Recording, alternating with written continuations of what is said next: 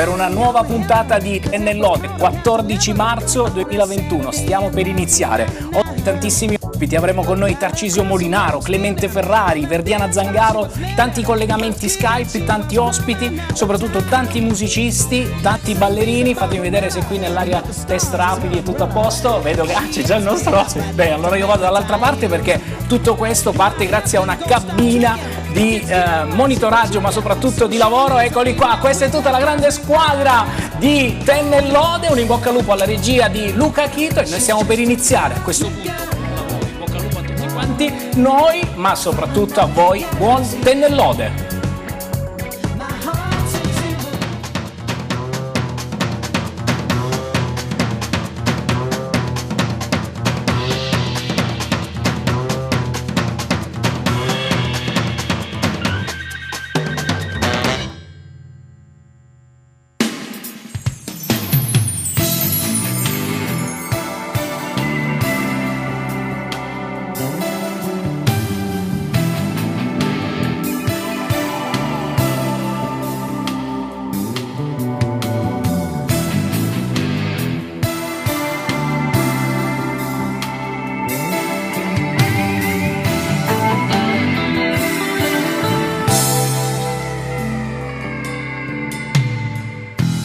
Passerà su di me questa voglia di te, dichiarata, sprecata così. Sarà tanto se tu, più distratto che mai, chiederai che cosa c'è. Cambiamenti tra noi immaginerei, non escludo che un giorno potrei chiuderla io, questa partita. Meglio così, meglio stare da soli per noi, soffrire.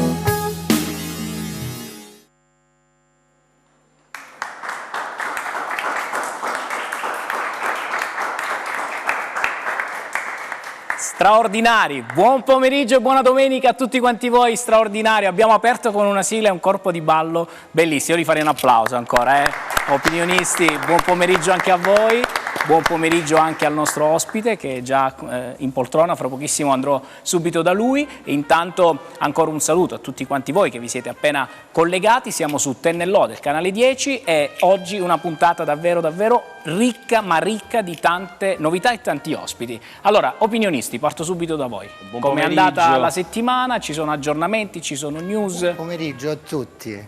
D'Amico, parto proprio con te. News?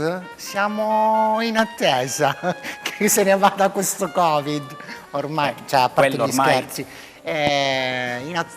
Un po' in agitazione, vada via il prima i nuovi possibile. Cambiamenti, fiduciosi che i vaccini arrivino. Esatto. I vaccini arrivano. Allora, innanzitutto faccio i complimenti perché insomma tu lo sai, c'è la mia compagna che fa danza, quindi rivedere uno spettacolo di danza ti dà un attimo di respiro e speriamo di riempire di nuovo i teatri e quant'altro, quindi speriamo che insomma torniamo a vivere. E di questo ne parleremo proprio oggi con un ospite che riguarda la danza. Io ragazzi vi saluto, vi concedo, grazie ancora, con un applauso salutiamo i nostri ballerini e abbiamo l'ospite con noi che è Giuseppe Ferrari.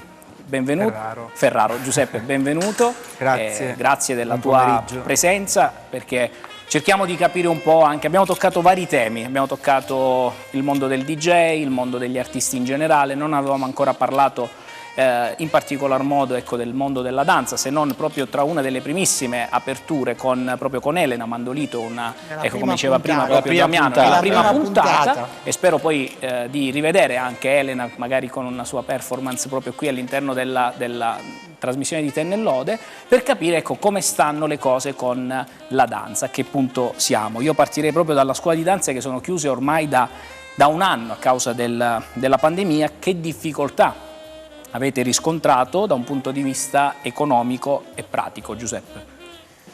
Allora, le difficoltà sono state e sono tantissime, sarebbe inutile negarlo. Dal punto di vista economico, perché comunque non tanto dal punto di vista economico personale, ma quanto le persone che lavorano all'interno dell'accademia, segretaria, gli altri istruttori, gli altri insegnanti, ma anche mantenere viva in sé la struttura.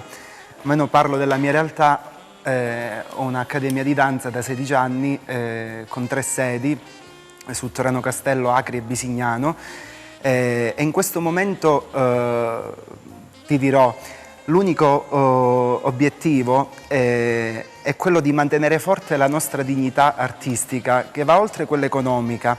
Cioè, con quel po' che riusciamo comunque a guadagnare con le lezioni degli agonisti, da poco abbiamo ripreso sotto questo punto di vista, e con gli aiuti dallo Stato che comunque non arrivano da dicembre. Da quando, diciamolo, da quando dicembre. è caduto il governo e hanno riformato, siamo ancora in attesa. Siamo in attesa. In attesa di questi Questo è il governo della aiuti per queste E quindi l'obiettivo, realtà, almeno per quanto riguarda me, ma penso che sia organizzarsi. cosa comune a chi fa lo stesso mio lavoro, è quello di mantenere in vita le realtà che abbiamo costruito con tantissimi sacrifici. Ricordo nella telefonata che ci siamo fatti, porterò dei ragazzi, come hai detto tu, degli agonisti, anche, fanno anche loro test, tamponi, quant'altro, quindi li portiamo in segno proprio di vita della danza. Cioè, qualcuno forse si è dimenticato che la danza è vita, qualcuno si sta dimenticando ancora in questo periodo che bisogna dare subito un aiuto, bisogna dare un aiuto immediato a queste realtà, altrimenti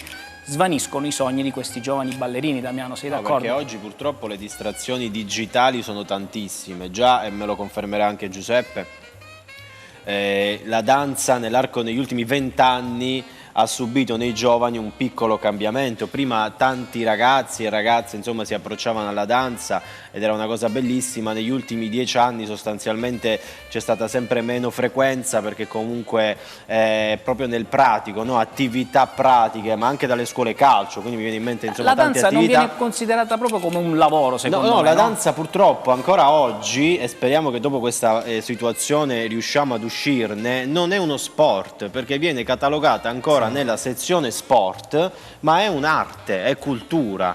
Quindi fin quando non riusciamo a scindere questi due mondi che sono completamente diversi, purtroppo non ne usciamo, no? In questo periodo storico, Giuseppe, quale direzione ha preso la danza nel nostro paese, secondo te? È stata attivata anche la DAD, lo streaming, è servito a qualcosa per mantenere i ragazzi vivi a questa passione? Guarda, è stato un metodo che io personalmente non ho adottato, un po' perché all'inizio ho avuto una fase, ti faccio una piccola confidenza, all'inizio della prima settimana è stata un modo per rialzarsi, poi man mano che la situazione andava avanti, allora acquisivo la consapevolezza, e allora ho avuto un blocco. Io ero pronto con 2 spettacoli da portare in scena, uno era quello classico nostro dell'Accademia, un altro era una produzione teatrale. Quindi questa settimana dico mi preparo le musiche, le solite cose che facciamo noi insegnanti, al che ho avuto un blocco, non riuscivo più a ascoltare neanche una musica, perché mi veniva da piangere, non è vergogna a dirlo. No, anzi. Assolutamente no, anzi. E quindi mi sono fatto anche, posso essere sincero perché almeno ti dico la verità, mi sono fatto anche dei sensi di colpa, dico ma forse ho fatto la scelta sbagliata nella vita, perché ho lasciato l'università con ottimi voti, avevo un'azienda a conduzione familiare e mio padre ha fatto di tutto per farmi intraprendere la sua stessa strada, io ho voltato completamente pagina e quindi ho intrapreso quella che è quello che ho sempre sentito dentro. Sono nato con questo, con la musica, con la danza, e quindi ho fatto questa scelta, consapevole di tutti i rischi. Ovviamente avevo paura dell'anzianità, dico magari diventando grande non ce la faccio, poi così colà. Ma mai avrei potuto immaginare una situazione del genere, quindi mi ricollego, rispondo velocemente alla tua domanda del dire che in questo momento purtroppo anche da come siamo stati trattati dalle istituzioni, la danza un po', chi manderebbe un figlio, parliamoci seriamente, ad intraprendere un percorso professionale, accademico per fare il ballerino professionista, dal momento in cui siamo la categoria che è stata più penalizzata. E allora è compito adesso di chi ha scelto di fare questo nella vita come me, perché magari ci sono tanti altri insegnanti che fanno altre cose, altri mestieri, altri lavori, allora C'è chi vive solo di c'è danza, chi vive dici. solo di questo. Però non dobbiamo scoraggiarci, dobbiamo la anzi... famosa domanda, no? Ma che cosa se sono un danzatore? Sì, ma che lavoro fai? Che lavoro fa? Sì, Cioè, quella che la capitava ai domanda DJ, è- capita Sì, ancora oggi. esatto, quindi- D'Amico, tu da esperto di teatro, musical, danza, insomma, Io cerchi lo sto- di inserire io lo all'interno sto tutte le categorie. osservando, anche perché abbiamo parlato prima del via della trasmissione, e la cosa che mi sta dando ancora forza è vederlo così timido, ma allo stesso tempo non ha paura di esternare la sua timidezza. E in più metto anche un altro fattore: dai suoi occhi traspare l'amore che ha per la danza. Beh, infatti stiamo vedendo delle immagini, pregherei la regia, ecco, di Anche perché grazie so Luca che lui- Chito. Guarda, queste immagini, scusami se ti Sì, interrompo no, un lui- attimo, vabbè, ecco, sono cosa provi quando conosciutissimi della rivedi moglie. queste immagini?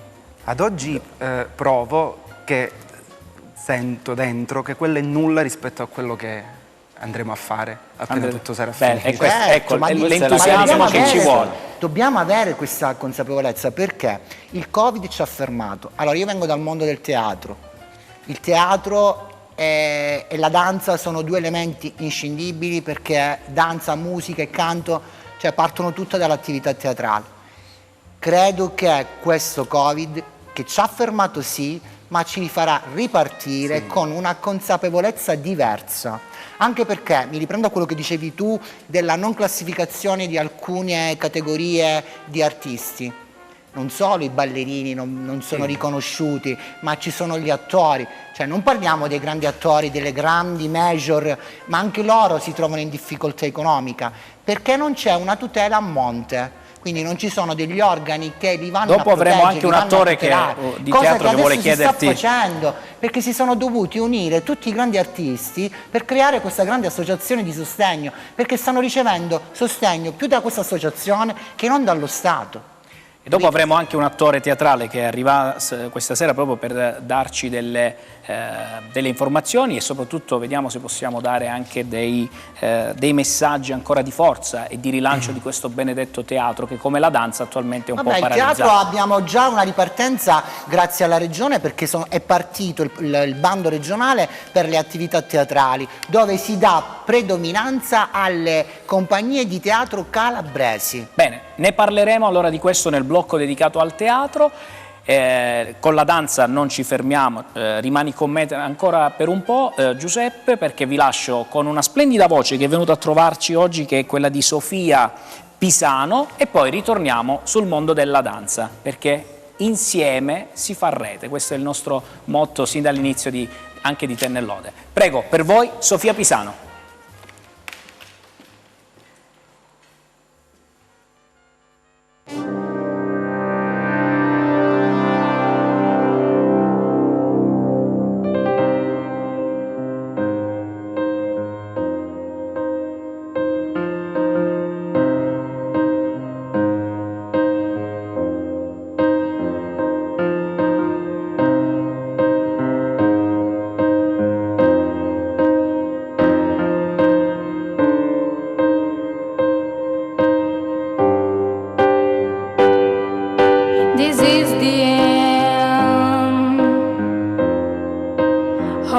your bread and count to 10.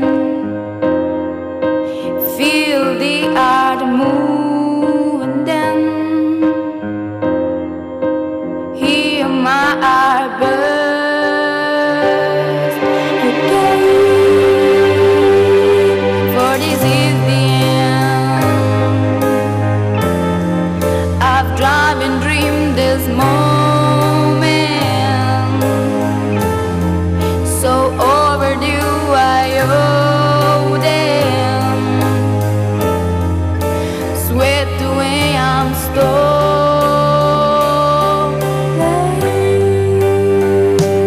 Let the sky fall when it crumbles.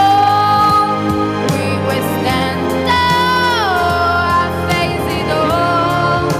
Together let the sky fall when it crumbles. We will stand tall, face it all. Together sky fall. Our sky fall. Skyfall is where we start. 1,000 miles and falls apart. Where words collide and days are dark. You may have my number, but you can take my name, but you never have my own. Let the sky fall when it crumbles. We will stand tall, face it all. Together let the sky fall when it crumbles. We will stand tall, face it all. Together sky fall. Let the sky fall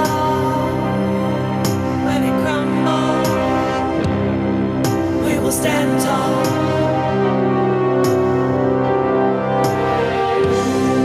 Let the sky fall when it crumbles. We will stand tall. Where you go, I go. What you see, I see. I know I'll never be me without the security of your loving arms, keeping me from harm. Put your hands in my hands and we stand. Let the sky fall when it crumbles. We will stand tall, face it all. Together let the sky fall when it crumbles. We will stand tall, face it all. Together sky fall. Let the sky fall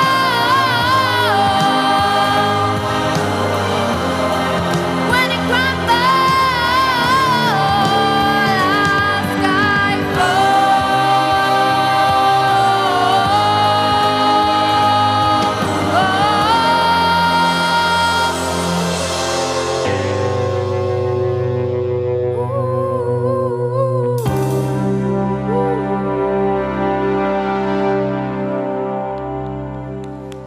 Grazie.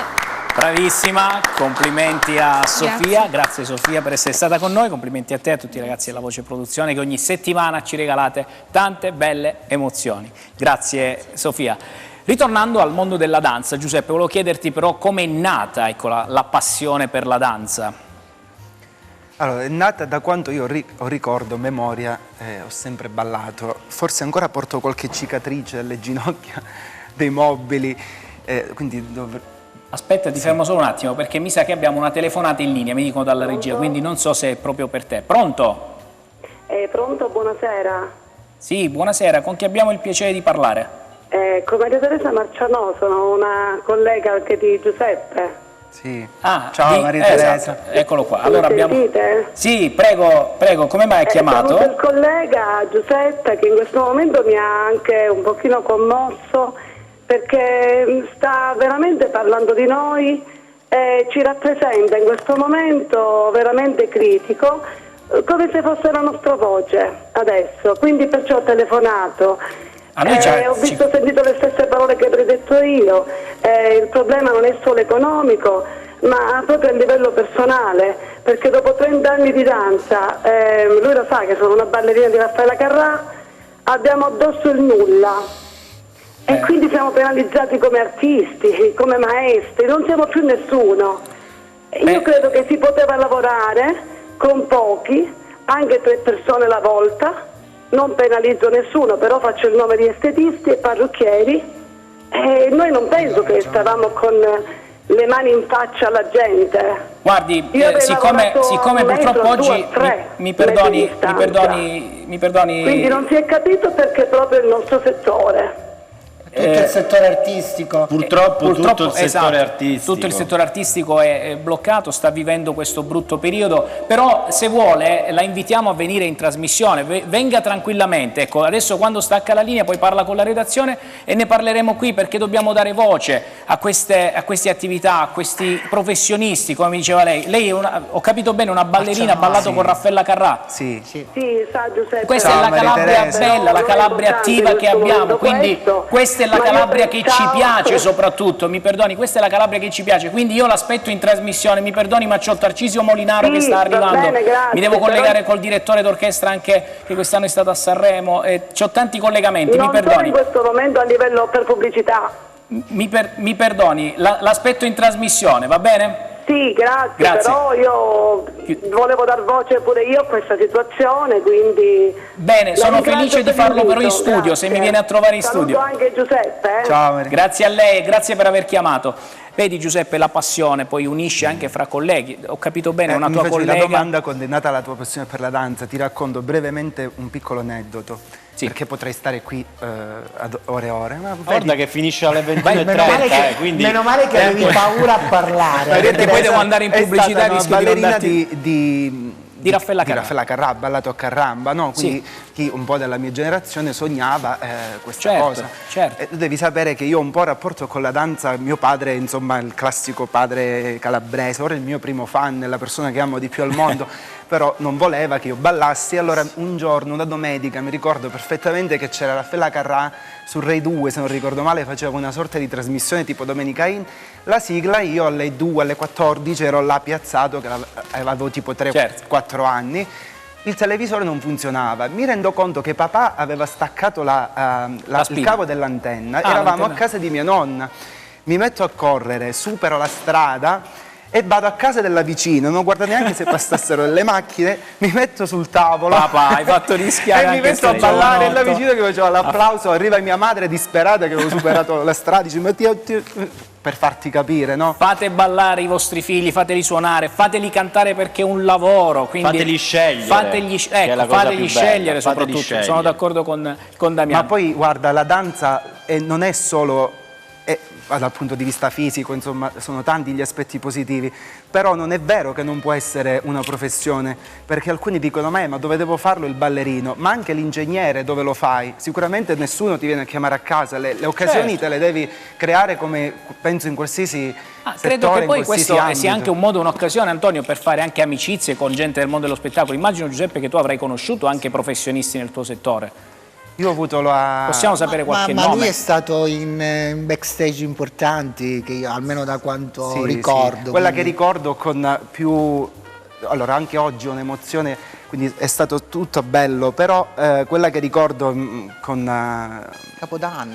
con il cuore è stata la mia partecipazione in una trasmissione di Lorella Cuccarini al corpo di ballo di Domenica In, che comunque sono cresciuto con Lorella Cuccarini, quindi quando sono entrato in questa sala prove e si è presentata lei, per me era come una dea, e tra l'altro ti dico che lei è una grandissima professionista ed è una persona splendida, perché penso che per essere un grande professionista bisogna essere, non è una frase fatta, una grande persona, e lei lo è e lo sta dimostrando dopo anni, anche adesso ad Amici, è ancora sulla cresta dell'onda. Certo, professionalità, qualità e rispetto Grande alle cose che si fanno. professionalità, e non solo.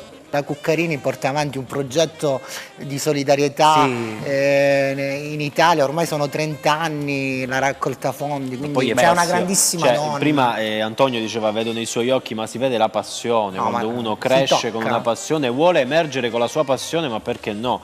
Uno deve avere la libertà di provarci almeno, no? Come si suol dire. E poi quello che succede, succede. E poi Allora, non è vero che non è una professione. È perché una comunque professione una invece professione. a tutti gli effetti. Assolutamente. Io devo andare in pubblicità, quindi grazie per essere stato con noi Grazie a voi Giuseppe, per grazie per aver l'invito. portato i tuoi ragazzi, Grazie. anzi ne approfitto per lanciare prima della pubblicità, se avete dei talenti così bravi anche nella danza, invitiamoli, ecco, facciamoli venire rispettando le precauzioni necessarie e facciamoli ballare, almeno resta viva questa cosa fin quando La fiamma. questa passione fin quando non si può ripartire con i grandi saggi di fine anno, i grandi spettacoli, i grandi musical che si facevano. Grazie, devo andare in pubblicità, a tra poco.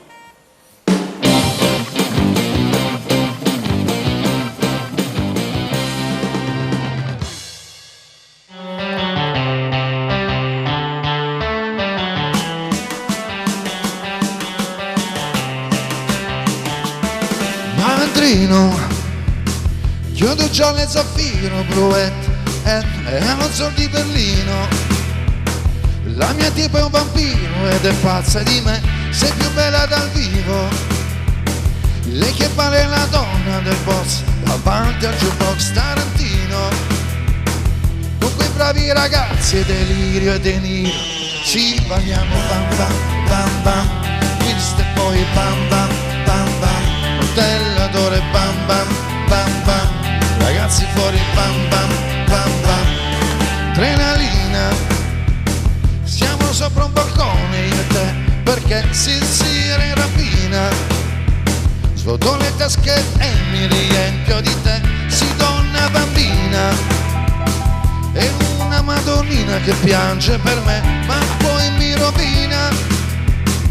Io che so farmi rovinare da te.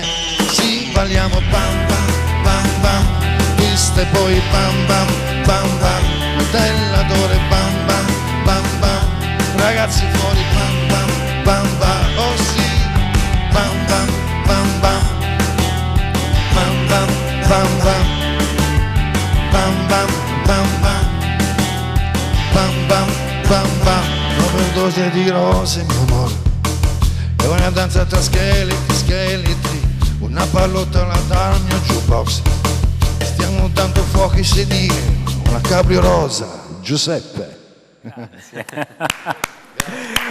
Grazie Alex.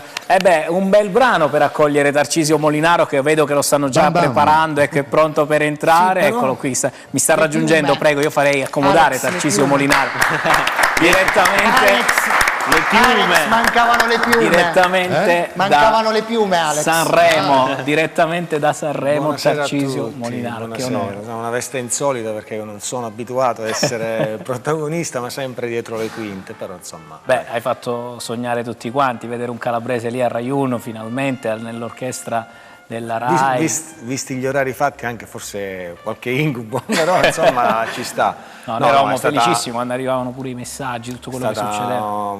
che dire, un'emozione adesso magari sulle note di questo pezzo che l'ho suonato, insomma, l'ho vissuto in diretta, insomma, riviverlo qua un po'. I fasti di questa esperienza per me è la prima esperienza, ma spero ce ne siano tanti. Intanto questa l'ho vissuta un po' in Ecco, maniera raccontaci anomala. proprio questa esperienza. Ma guarda, tutto è capitato così un po' per caso, perché comunque, come tutti sanno, il momento non è dei migliori per il nostro settore, anche da parecchio tempo, direi, insomma, quasi un anno dallo scorso Sanremo. Quindi, fine dicembre mi è arrivata, avevo inviato insomma, un curriculum come faccio ogni anno, a dire la verità, perché sono tanti anni che cerco di avere un approccio, anche un confronto, se vogliamo, su questa piattaforma musicale che è Sanremo, insomma, che se ne dica, anche se è un po' bistrattata, comunque rimane anche un punto d'arrivo che segna una nuova partenza per qualsiasi musicista.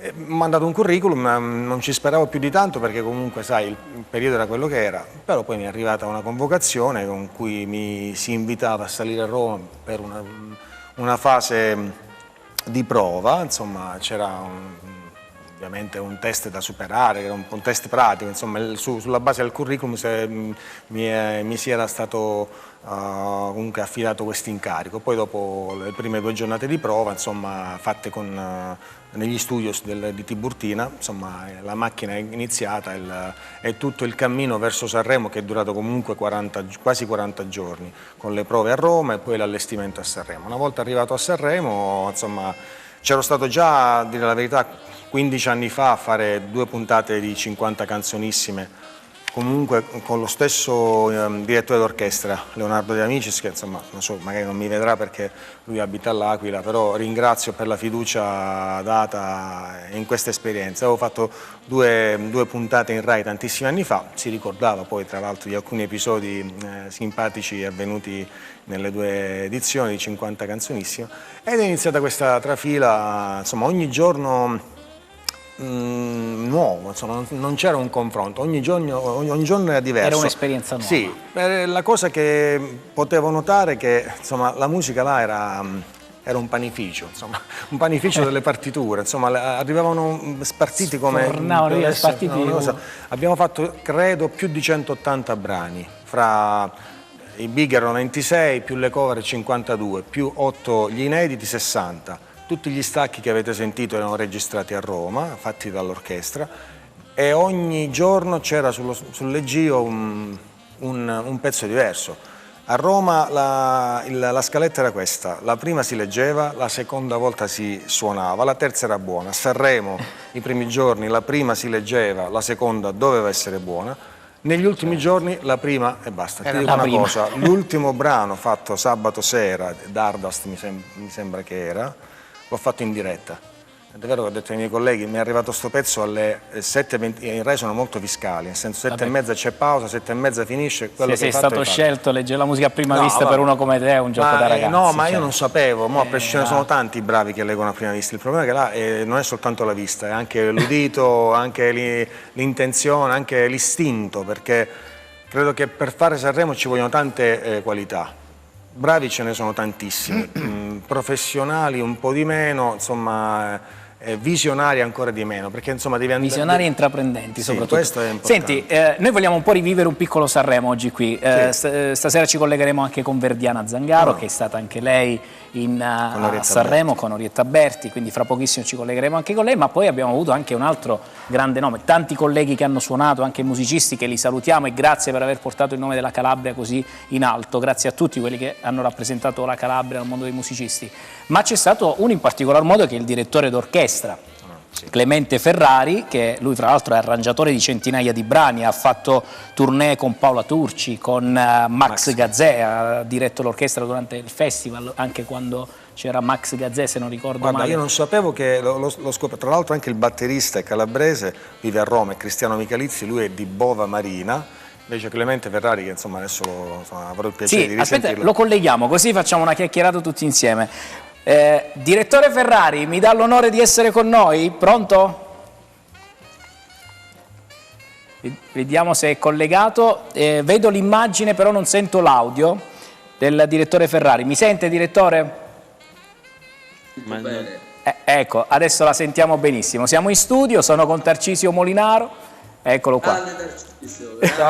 Ciao maestro, buonasera. Ciao Clemente.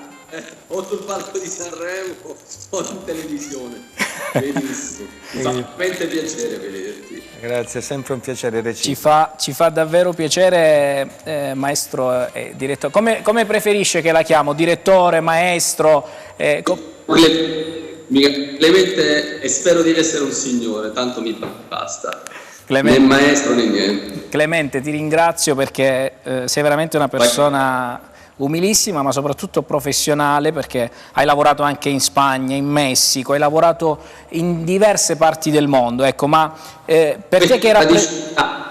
Come? Questo tradisce l'età, più notizie dà, più vuol dire che sono vecchio. Sì, ma il qual maestro è- si mantiene in forma perché nelle viuzze di Sanremo va a fare jogging, io l'ho scoperto. Ah, sì? Sì. È vero, Mentre io maestro. andavo a fare le mie 12 beh, ore, lui faceva jogging. Bisognava tenere allenata la mente, no? Quindi è importante anche questo, corpo e mente. Io se posso dire una cosa, io ho fatto 7 edizioni di Sanremo con vari artisti, tra cui Barbarossa, Rino D'Angelo, ho fatti tanti, Gazzè, la Turci, però quest'anno è stata veramente, io ho fatto i miei complimenti all'orchestra in pubblico e in privato perché hanno avuto una negazione a suonare con queste mascherine, a stare sempre attenti. Infatti. Poi tu sai che gli manca l'ossigeno, cioè la musica è fatta di testa, non di suono, cioè non sono le mani che premono i tasti, è la testa che dice cosa fare. Esatto, E Clemente, quest'anno sono tu stati straordinari. tu che ne hai fatti, come hai detto, 7, ecco, questo qua, come è stato? Ce lo puoi raccontare proprio dal punto di vista anche umano, morale, cioè come è andata? Ho una cosa che Tarcisio sa meglio di te, forse anche di me, per questioni di ciò che ci occupiamo. Io mi sono occupato dell'orchestra e l'orchestra non si dirige con le mani, si dirige col viso. E il fatto di non poter vedere l'espressione di questi grandi professionisti, perché vorrei dire a te e a tutti quanti che non ci si arriva per caso a Sanremo, perché il lavoro più difficile che c'è nella musica leggera italiana e forse anche mondiale. Io sono stato a Vigna del Mare, ma non è così. È molto più leggero, a Sanremo fanno delle prove estenuanti, si provano, poi sai, noi che abbiamo la responsabilità del suono rompiamo un po' fino a quando non siamo contenti, e uno non è mai contento, quindi devi avere dall'altra parte delle persone educate e brave. Quest'anno brave, nel senso che quando dici una cosa la colgono. Mi è mancato molto il contatto con l'orchestra, proprio visivo, dei visi, di vederli a prendere un caffè, perché poi la musica si capisce anche quando prendi un caffè, quando capisci chi sei, come ti vesti, cosa hai ascoltato, e allora lì c'è una... Quest'anno è mancato. L'applauso del pubblico, l'assenza del pubblico, com'è stata? L'assenza del pubblico è stata ciò che più mi ha colpito, perché sembrava surreale, no? Questo teatro vuoto dove l'orchestra faceva il pubblico. Infatti a me hanno dato tanto incoraggiamento, perché comunque sei emozionato quando si vuole salire su quel podio, pur averlo fatto 7 volte con vari artisti, ti tremano un po' le gambe quando sali lì, e l'orchestra sempre mi applaudiva, mi dava, non solo a me, a tutti quanti, avevano questi, e questo mi è stato di grande aiuto. Però il pubblico manca soprattutto per gli artisti, per l'adrenalina che non c'era quest'anno. Però meglio farlo così che non farlo per niente. Allora, Clemente, io ti presento velocemente. In studio con me c'ho 2 opinionisti, Damiano, anche lui radiofonico, speaker radiofonico, quindi ha seguito tanto anche lui il festival, e Antonio D'Amico, presidente di FITA, il teatro provinciale di Cosenza, presidente. Ma quindi, tra l'altro anche batterista. Fra l'altro Damiano è anche un percussionista, ama tantissimo la musica. Allora, ci sono domande per i nostri ospiti? Io ho 2 domande un po' più provocatori. Per Clemente? Per tutte e due, per voglio tutti sapere entrambe le opinioni. Vai. Allora, prima al maestro chiedo, che si è parlato tanto, insomma, di questo Sanremo, non si doveva fare, cioè la sensazione che c'è stata da fuori per certi versi a volte è stato un po' come dire: Sanremo lo stiamo facendo in un periodo delicato ma non traspare. Cioè la critica che è stata fatta a questo Sanremo è che, come se ne fossero, fatemi passare il termine tra mille virgolette, fregato di quello che succede, no? Davano una vacanza come premio, ti racconto un po' tutto il contorno. Cioè, che sensazione invece c'è stata dall'interno, e se questa voce, questa pressione vi è arrivata? Tarcisio, io. Prima Clemente, credo. Sì. Si riferiva... Ok. Io non entro nel merito di ciò che è successo, di come siamo messi, questa parte, non entro nel merito, però penso che intanto è stata un'impresa da parte di tutti fare Sanremo quest'anno, è stato 10 volte più difficile.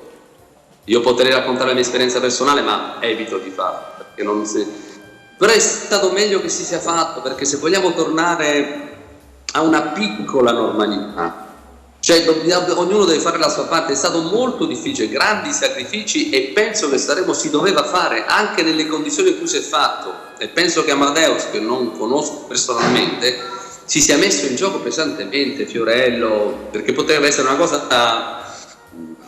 poteva essere una sconfitta clamorosa, eppure ci hanno provato. Io sono molto grato. Poi l'equiparazione ai teatri, sapete, voi inutili mi addentro, Sanremo non è un teatro, Sanremo è uno studio televisivo e penso che il pubblico si sarebbe potuto fare entrare, ma non è cosa mia, non vi esprimo. Certo, non entriamo nel merito. Non è solo uno studio televisivo. Onore ma decuplicato. Allora, non capisco le polemiche sinceramente, non so cosa vogliano dire. Grazie Clemente, era la stessa domanda se le sensazioni che hai provato. Ma personalmente mi associo alle parole dette da Clemente, perché ovviamente ci sono degli ambiti che a noi non ci tocca sapere perché e per come organizzare Sanremo. Sicuramente un plauso ad Amadeus, ma soprattutto a Fiorello. Insomma, Fiorello è un fuoriclasse. Perché lui, come è alle prove, è in serata, anzi si deve mantenere per una questione di censura, ma è veramente un genio e sregolatezza. E quando va leggermente in escandescenza un personaggio come Fiorello e riesce a mantenere le staffe, vuol dire che insomma l'abbiamo fatta con i denti questa edizione. Le parole, le polemiche, io vedo il bicchiere mezzo pieno sempre, intanto perché poteva e mi auguro può essere un segnale di riapertura, comunque di fiducia. Non è giusto che si faccia tutta l'erba un fascio, ma non solo secondo me nei teatri, nelle attività imprenditoriali, in qualsiasi sezione lavorativa che sta subendo particolarmente, quindi gli imprenditori commerciali, ma anche i musicisti, il teatro, tutte le maestranze. Se una situazione può andare bene, anche con numeri ridottissimi, questo studio avrà 20-30 persone, funziona, non vedo perché un teatro non possa funzionare, invece di 1000 persone, 200-300 persone. A Sanremo si sono inventati i braccioli su, i braccioli giù, i palloncini. Hanno cercato. A un certo punto e hanno poi visto... a Fiorello che è un animale da palcoscenico, gli è mancato anche il pubblico, perché lui gioca molto col pubblico. L'ha detto pure, fra l'altro. Lui prendeva in giro il direttore di Rai 1, insomma, gli altri anni. Quindi... Non sapeva, veramente si è superato, ma lo stesso Gazzè, insomma, che si è andato, ha preso la bacchetta. Al podio, la bacchetta di Clemente. A un certo punto mi sono girato io perché insomma, avevo dei segnali col maestro che mi chiamava delle entrate e vedevo Maxi Gazzè con la bacchetta. Allora sono degli espedienti che ovviamente in un Sanremo normale non vedresti.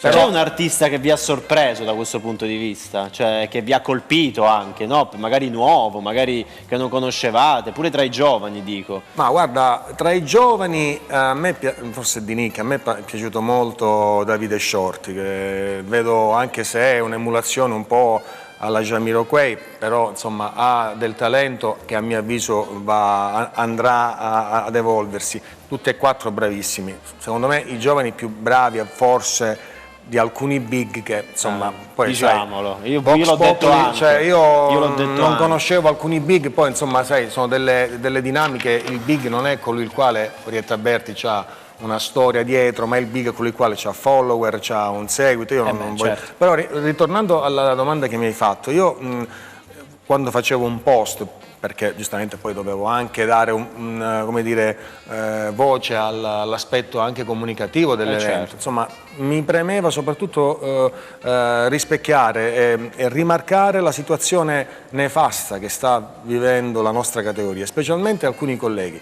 Guardate, in Calabria, Clemente lo sa, ma lui insomma ha fatto le valigie tanti anni fa, ma ci sono tanti bravissimi musicisti, ma come ce ne sono in tutta Italia, ma nella nostra regione, parlando della nostra regione, ci sono tanti bravi musicisti che purtroppo non riescono a svolgere come dovrebbero la loro professione, perché già in Calabria manca un indotto, manca un mercato artistico. Figuriamoci ora se dobbiamo... Tu fra l'altro sei docente di conservatorio, quindi vedi nascere proprio dei talenti, vai a formare anche dei talenti. Sì, diciamo, io faccio Dr. Jekyll e Mr. Hyde, insomma cerco di unire utile e dilettevole perché comunque faccio l'attività suono, però in primis sono un docente di un'istituzione di alta formazione come il Conservatorio Stanislao Antonio di Cosenza, dove saluto il mio diretore Francesco Perri, salutiamo anche noi, pochi mesi fa è stato ospite. Sicuramente, tra l'altro, il Conservatorio di Cosenza aveva 3 docenti, aveva Luca Marzolla, mi sembra un violinista della Sinfonica di Sanremo, e Antonio De Dividis, che è uno dei Neri per caso, che insegna canto pop al Conservatorio. Sì. Quindi, ritornando per finire questa mia affermazione, credo che il Sanremo doveva farsi, per dare un segnale, per le maestranze. Dietro Sanremo c'è una macchina organizzativa che non è soltanto limitata a Sanremo. Sanremo non è soltanto quei 7 giorni, Sanremo sono 40 giorni. Ovviamente uno dice sì, perché Sanremo sì e quello no. Là entrano in gioco, insomma, equilibri politici. Una serie di Per esempio, protocolli, il piano meccanismi. luci di Sanremo è stato qualcosa di straordinario quest'anno. Scenografia. Quindi non oso immaginare il lavoro che c'è stato dietro, perché il light design è stato Straordinario. incredibile. No, volevo solo Ormai, il scusami, commento del scusami, maestro sull'artista, se l'ha sorpreso qualcuno quest'anno. Guarda, chi ha veramente avuto il polso della situazione è Tarcisio, perché a Tarcisio sono in tutti i brani e si dia le prove. Noi lavorando io quest'anno con Follow Max ed è stata una fortuna, perché in genere avendone più è molto più stressante. Non ho ascoltato bene tutti i brani, perché spesso ti fanno stare in una stanza dove non c'è l'audio, devi aspettare 2 ore prima. In effetti. Ho sentito delle cose molto interessanti e è logico che la musica cambia. Tipo, a me i Maneskin sono piaciuti moltissimo. Ho trovato una botta di questi ragazzi di 30 anni Bravissimo. che ce l'ho avuto io, nonostante tutte le critiche, ma ho sentito cose molto interessanti. Clemente, prima di andare, perché poi dopo ho la pubblicità, ho tempi un po' ristretti, io volevo riparlare con te del 2018, quando con Max Gazzè avete vinto il premio per il miglior arrangiamento. Che emozione è stata? Beh, guarda, viene conferito dall'orchestra. Io l'orchestra per me sono i miei fratelli, anche perché io sto sul podio ma spesso sto a suonare, quindi per me sono dei colleghi, oltretutto una stima, e il fatto che questo premio sia stato attribuito da loro, non dalla sala stampa, con tutto il rispetto, dalla Demoscopico, dal televoto, è stata fonte di grande soddisfazione, che con Max quell'anno abbiamo avuto il coraggio di portare a Sanremo un brano senza ritmica, senza batteria, senza chitarre elettriche, senza basso, esclusivamente con strumenti sinfonici, ed è stata una grande soddisfazione. Però quando l'orchestra attribuisce un premio vuol dire che lo sente, per cui più di questo non potevo sperare, e manco me l'aspettavo sinceramente, non pensavo. Quindi grande Grazie Clemente. Poi per chiudere, perché ho paura sempre del collegamento Skype, dietro a una canzone c'è tantissimo lavoro, ma voi direttori d'orchestra avete lo spazio giusto durante il festival?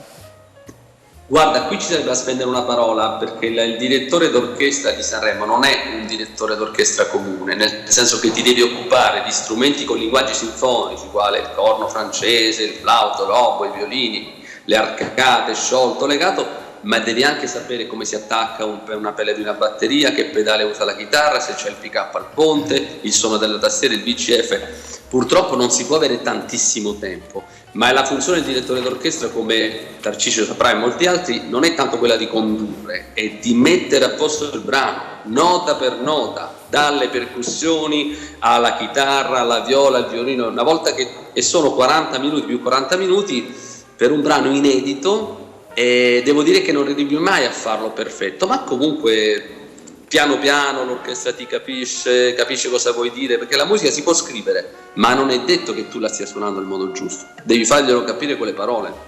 Giusto. Quindi 40 non è poco, ma non è neanche tanto, ma fino adesso fortunatamente sono sempre stato soddisfatto, insomma.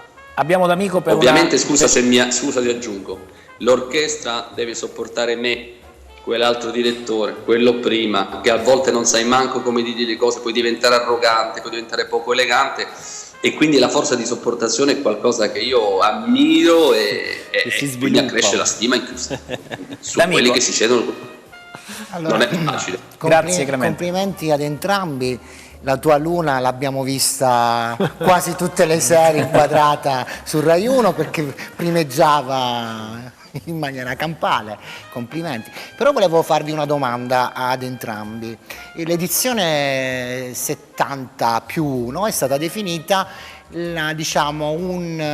paragonata anzi all'edizione del 61, con l'introduzione di nuovi artisti, quindi puntando su giovani e su personaggi sconosciuti al pubblico televisivo e non, perché si è puntato anche su artisti che vengono da piattaforme, da vari format e quant'altro. Entrambi la domanda: credete che Amadeus abbia azzeccato l'esperimento di quest'anno? sia vincente come lo è stato nel 61, con il Sanremo del 61? Prima Tarcisio, vai. Ma io al 61 non ero nata, però insomma per potermi confrontare con questa domanda e mettermi nei panni di Amadeus, ovviamente un direttore artistico ha delle responsabilità che a priori lui sa, Vox Populi non potrà mai essere soddisfatto, quindi ha preso una strada e ha intrapreso quella senza tergiversare più di tanto. Secondo me ha unito tradizione e innovazione e ha fatto bene. Per mio parere personale, però, una star della voce italiana, della canzone italiana, come Orietta Berti, che ancora insomma alla sua età ha un vocione, rispetto ad altre persone che secondo me non hanno ancora gli attributi per calcare quel palco, beh, forse qualcuno, infatti quando noi abbiamo votato con l'orchestra il miglior arrangiamento, noi potevamo dare massimo 4-10, massimo 4-1 e io ho dato i miei 4-1. Bene. E io ora voglio sapere, allora ce lo teniamo qui con noi a Tarcisio. In privato maestro Clemente, devo andare in pubblicità. Il maestro Ferrari ha preso 10 perché è un visionario, perché fa unire bene la tradizione e l'innovazione, perché è nella musica pop unire poi le conoscenze classiche con la musica moderna. Clemente, poi devo andare in pubblicità. Il rapporto con la tua terra, perché adesso mi pare ti stai collegando da Vibo Valencia, giusto? Sì, o sei ho voluto trovare mia madre, assolutamente. Senti, il rapporto con la mia terra è io dove mi sono formato come uomo e come musicista. A me piace sentire il dialetto, sentire il profumo degli arance, sono cose che non sentirei mai da nessuna parte, e quindi sono felice di essere calabrese e di tornare spesso qui. Vorrei lavorare di più con gente di qua, ma quando posso, sempre ho l'occasione, lo faccio. grazie Clemente per esserti collegato con noi. Io devo andare in pubblicità, sapete che è tassativa e quindi devo andare subito. Grazie Clemente, direttore d'orchestra, per essersi collegato con noi. Ciao Tarcisio rimane qui in studio e ci vediamo subito dopo la pubblicità.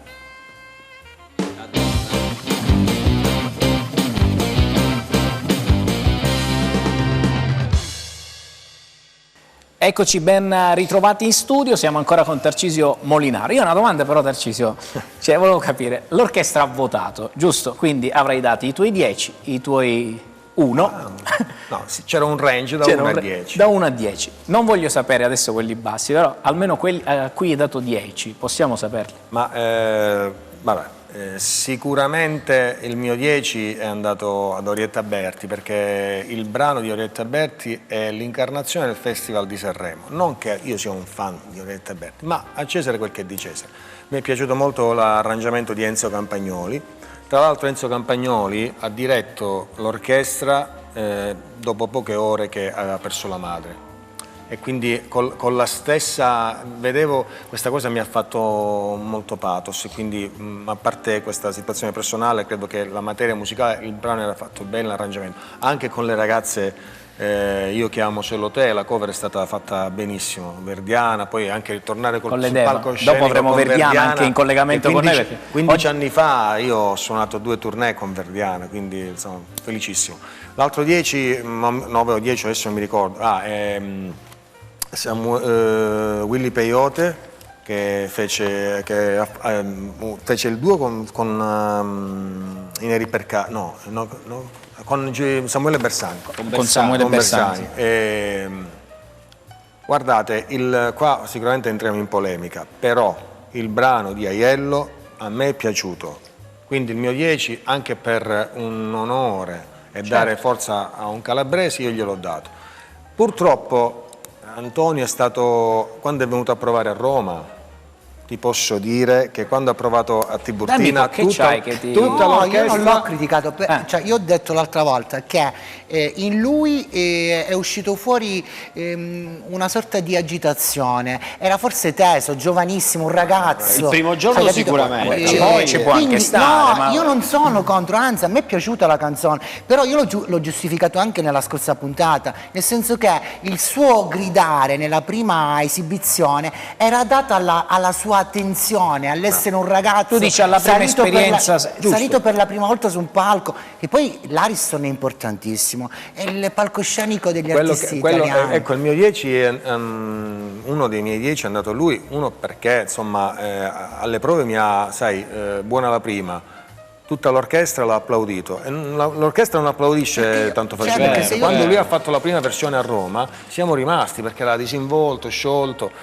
come hai detto prima te, insomma. No, ma è che io sono rimasto stupito, perché io me la sono andata ad ascoltare su YouTube subito dopo, ed era totalmente diversa. La canzone è bellissima, è bella. È bella. Infatti ha giocato, e questo Damiano, mi è cosa ne pensi tu dispiaciuto, di questo? capito? Ti vedo- Ma guarda, Mi è dispiaciuto. io sono dell'idea che tanti artisti che vanno a Sanremo non vanno lì per Sanremo, nel senso che portano pezzi, anche non da Sanremo, perché secondo me Aiello non è stato un pezzo da Sanremo, ma come diceva giustamente un professionista che l'ha suonato, magari gli è piaciuto l'arrangiamento e quant'altro. Però sono convinto che lì l'emozione ha giocato, Sì, ha giocato tanto, perché poi lo stile era quello, non è che non ha gridato perché poi la seconda volta... Come voi ricordate negli annali, Vasco Rossi, tu Vasco ti ricordi che lui Rossi. ha No, fatto ma la poi storia? è arrivato Ma allo anche stesso... gli stadi sono... No, ma poi è ci arrivato nella stessa posizione di Vasco, quindi Canzoni alla radio, noi gli arrivo auguriamo. ultima, Zucchero No, ma stesso, infatti, insomma, infatti, quindi- lasciano il tempo che trovano. La cosa che mi è dispiaciuta un po' da artista, ma specialmente da conterraneo,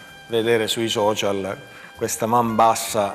Ma lì... Guarda, io ti dico, non ce l'ho, nella mia top 10 di oggi non ce l'ho, ma c'ho Orietta Berti, perché Orietta Berti, ragazzi, ha fatto il panico, è entrata, io immagino il marito, no, che ha visto partire questa bella donna, è tornata una gangster, perché ha fatto di tutto, perché È stata incredibile. bravissima, è stata... No, ma ha chiesto scusa. Ieri ha chiesto scusa pubblicamente. Invece ti voglio chiedere, Achille Lauro, no? Il personaggio che Sanremo comunque vuoi non vuoi è stata una scommessa di Amadeus, ma i suoi quadri sono stati, diciamo, un pilastro di quest'anno, no? Avresti dato 10 anche alle sue performance? Guarda, quello è un personaggio che c'è c'è una costruzione dietro Achille Lauro, nel senso che comunque alcune cose sono viste e riviste. Ovviamente se Sanremo fosse stato fatto in un'altra nazione, alcune censure, alcune cose sarebbero state anche sorvolate. Ovviamente siamo in Italia, quindi bisogna fare i conti con alcune Ma a me è sorpreso che la RAI abbia, tra virgolette, permesso, no? Comunque una cosa non da RAI. Sicuramente Fiorello tutte le puntate nelle prove, insomma, ironizzava, insomma, le battute così, proprio sui quadri. Musicalmente colui il quale, adesso non ricordo il nome del direttore, però musicalmente colui il quale ha fatto gli arrangiamenti non aveva il suo perché è stato un direttore molto giovanissimo, molto attento, curava le entrate, la band aveva la band di riferimento che suonava quando l'orchestra, insomma, infatti il pezzo che ha fatto Alessandro prima l'ha suonata Bam Bam Twist, mi sembra. Non è un caso che abbia fatto quello. L'ha suonato la sua band. Lui è un personaggio che personalmente, musicalmente, non mi dice granché, insomma, nell'innovazione preferisco un Max Gazzè, insomma, che usa... Che è un paradosso, cioè, quindi che non viene è l'immagine capito. di oggi, esatto. Purtroppo la televisione, le mattine seguenti, quando andavamo a fare colazione, tutti si stavano a informare sullo share, sull'audience, no? La prima serata, la seconda serata, certo. E quindi quello poi fa da spartiacque. Che però c'è stato, dico solo un'ultima cosa, c'è stato un errore di fondo che secondo me è stato cruciale, perché come diceva Antonio prima, questa scommessa di ringiovanimento, no, del pubblico, comportando tanti giovani, ma poi vedevi in scaletta magari Orietta Berti i giovani in prima serata e l'Orietta Berti a mezzanotte, dove magari il pubblico di Orietta Berti era già andato a dormire, magari il giovane andava messo tardi. Secondo me questo, analizzando comunque poi con tanti giornalisti... Secondo me Sanremo è un po' troppo lungo, perché poi A me lo è piaciuta sai perché lo tantissimo fa. Madame, la sua musicalità. Voglio capire Non è tra i 10. Non è tra i 10, quindi non è tra i 10. Allora ragazzi, ritorniamo un attimo alla situazione attuale, visto che Tarcisio tu sei andato lì, mi è piaciuta molto la frase che hai detto all'inizio, hai detto siamo andati perché la musica deve andare avanti, non la musica non si ferma, la musica non si ferma mai, cioè la musica deve andare avanti e basta, cioè questo è il mood, insomma, un po' che tutti ci stiamo chiedendo, e ogni giorno ci facciamo sempre la stessa domanda: cosa succederà ancora con questa situazione Covid? Secondo te come pensi si evolverà la situazione Covid rispetto al mondo dello spettacolo? Guarda, questa domanda, Che pensiero ti sei con i miei colleghi quando eravamo a Sanremo speravamo, chissà Amadeus invita Franceschina, ancora insomma ci facciamo questa domanda, chissà viene a Sanremo, perché quando siamo arrivati a Sanremo era arancione, poi è diventata gialla. Ho parlato con gli esercenti, erano tutti neri, insomma non uscivamo dal teatro, non c'era neanche per prendere una bottiglietta d'acqua se non un distributore Tutta automatico. blindata. Quindi poi alla fine non è venuto Franceschini, come possa essere il futuro non lo so, sicuramente io credo che questa situazione porterà una netta differenziazione nella società ma anche nelle maestranze, nella fattispecie. Ci sarà il grande palcoscenico che possa essere il teatro, la fondazione lirica, il programma televisivo, o ci sarà la situazione veramente, non dico borderline, ma ultimo stato, cioè la situazione media del musicista medio, questa tenderà a scomparire. Io credo che siamo ormai, non c'è più niente da spolpare, insomma l'osso è stato spolpato, la categoria, anche le maestranze, i cameraman, i tecnici sono veramente all'osso, non è giusto che una categoria così, poi l'Italia è il paese della cultura, il paese del bel canto, insomma che esportiamo le cose. Ieri la nostra conterranea, non so se lo sapete, Elisabetta Tenè, è stata con Zucchero, era a Berlino a fare un concerto, quindi voglio dire, all'estero riprendono le cose, non capisco perché da noi, non dico in Calabria perché magari non abbiamo le strutture per far ripartire, però perché non poter dare un segnale? Credo che Sanremo doveva essere così e doveva lasciare un segno, poi l'importante è che se ne parli, da Achille Lauro, insomma da Aiello. Che Aiello insomma, è stato un artista come tanti altri, come può essere stato Letta Berti, ma tutto il mondo della musica, infatti lo slogan di Sanremo è la musica non si ferma mai. È una situazione che non so nel nostro piccolo, perché per me Sanremo è stata un'esperienza, ovviamente la mia vita quotidiana è a Cosenza, vivo nella mia città, insegno nel conservatorio della mia città, quindi spero di ritornare a fare musica anche l'anno prossimo rimandi il curriculum. Penso di sì. Cioè... Secondo me non è nemmeno bisogno più di ricevere il curriculum, ormai lo chiamo direttamente dopo il grande successo. Senti Tarcisio, è piacevole averti con noi e poi parlare di musica, a parte che poi dobbiamo mettere sotto esame il percussionista, perché lui dice che suona bene la batteria, poi porteremo una batteria in studio, no, sto scherzando. Allora, magari, ti fa piacere sentire una voce in studio qui con noi che è Maria Chiara Carrozzo, poi farò accomodare anche Francesco Capalbo, parleremo di teatro e poi più tardi ci collegheremo, ragazzi, perché abbiamo perso Raul dei Casadei, e ci collegheremo con Alberto Bertoli, figlio di Pierangelo, che conosceva molto bene anche lui Raul Casadei, il figlio Mirko, e faremo un omaggio e un saluto anche a Raul. Per voi Maria Chiara Carrozzo.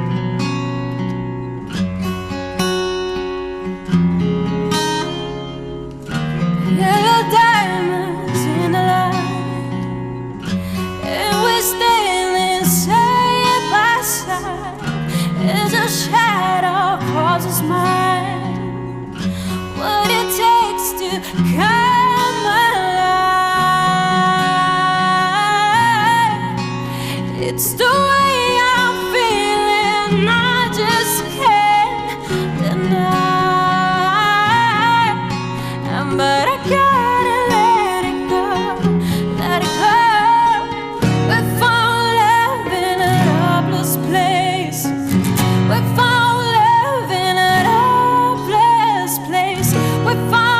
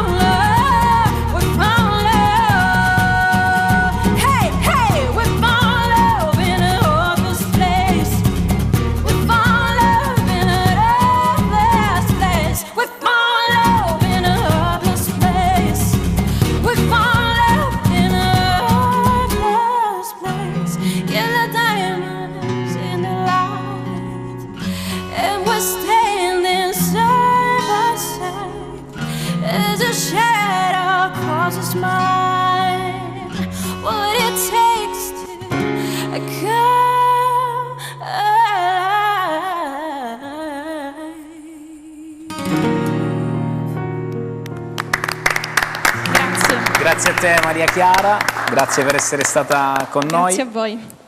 Vedi, gli artisti di Calabria, gli artisti che crescono, no? Che si formano, speriamo di vederli presto, no? Su un palcoscenico di Sanremo. Ho avuto la possibilità di conoscere qualche ispettore RAI, anche qualche promoter o anche direttore artistico. Parlavamo insomma del fatto che tra l'altro con l'ispettore dell'orchestra RAI, insomma, mi diceva, guarda, in Calabria sono tante belle realtà, mi ha fatto dei nomi, conosci, anche di promoter. Purtroppo mi diceva, non arrivano dove devo arrivare, ci sarà qualcosa che ancora bisogna aggiustare. Mi faceva capire che il problema fondamentale della nostra terra non sono le capacità, a volte sono quel quid in più che manca e sta proprio nell'approccio mentale, nella questione di testa, cioè la forma mentis professionale è quella piccola cosa che poi purtroppo volente o nolente... comunicare. Mi dicono che c'è il collegamento con Alberto Bertoli, vediamo se siamo collegati via Skype intanto con Alberto, ecco lo vedo già inquadrato. Ciao Alberto. Ciao, come state? Bene, Ciao, bene. Io sono con Tarcisio Molinaro, non so se sì, credo vi conoscete. Ciao. Forse anche di nome. Abbiamo un musicista in comune. Sì, anche un promoter in comune. Ah, sì. Bene. Salutami Ferdi. Alberto, io ti salutiamo anche noi, Ferdinando Bruno. Senti, Alberto, perché questo collegamento con te? Per ricordare, e tu mi hai dato la tua disponibilità per ricordare Raul Casadei, perché era un amico di famiglia, era un tuo amico e spesso comunque vi trovate a parlare di qualcosa di legato al mondo della musica anche con Mirko, che salutiamo e ci stringiamo tutti quanti insieme alla famiglia Casadei. Volevo partire con un video, un RVM che credo la nostra regia è pronta a mandare, poi parliamo insieme di chi era Raul. Prego regia.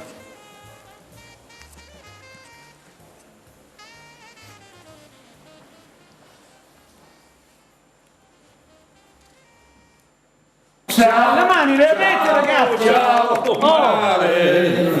Anche se c'è tanto freddo, io ti vengo a salutare.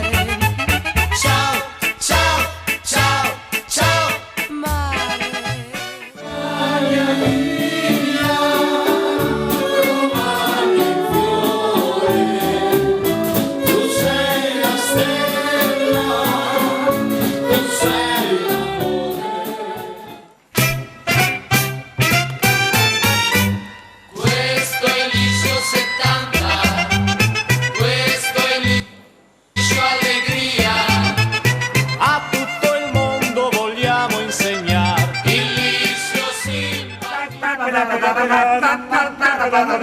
A me gira pure la testa,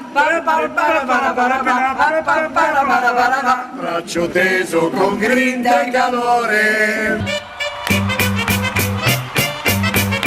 A me gira pure la testa, Braccio teso con grinta e calore.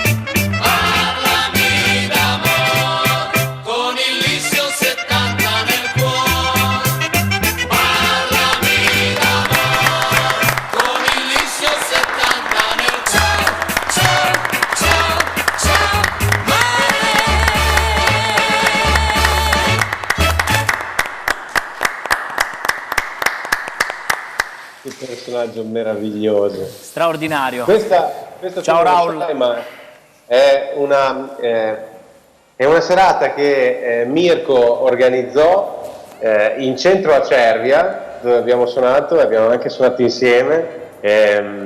A Cervia è un comune della Romagna, dove io e la mia famiglia abbiamo passato praticamente tutte le estati, e lui fece questa cosa meravigliosa dove riunì gli orchestrali di Raul e dopo 40 anni li fece suonare insieme accompagnati dalla limousine in centro. Quando me l'ha raccontato gli brillavano gli occhi a Mirko. È veramente una cosa meravigliosa, avete tirato fuori un video fantastico. Tu emiliano e lui romagnolo, quindi quanto teneva alla Romagna, cioè, si è sempre visto, e poi la musica che ha portato in giro. Ma posso chiederti un aneddoto, un momento da ricordare o un qualcosa che ti ha detto Raul? Beh, ce ne sono tanti. Allora, il primo che mi viene in mente è quando mi raccontò una sera, mi dice, sai, perché devi sapere, no? Che i musicisti di liscio sono considerati dagli altri musicisti sempre dei musicisti di serie B. E questa è una cosa molto brutta e molto stupida, che mio padre odiava e odio anch'io. Il liscio ha non solo una dignità, ma ha una felicità che le altre musiche non hanno. Quindi dovrebbero ricordarselo gli altri musicisti, e quelli che fanno quel tipo di musica lì sono musicisti molto preparati. Ad esempio Enel Gualdi, come diceva mio padre, Engel Gualdi, uno dei più grandi clarinettisti al mondo, faceva liscio, e non sto scherzando, lui era uno che faceva liscio. Il liscio non è una cosa brutta. Oh, da serie B assolutamente no. No.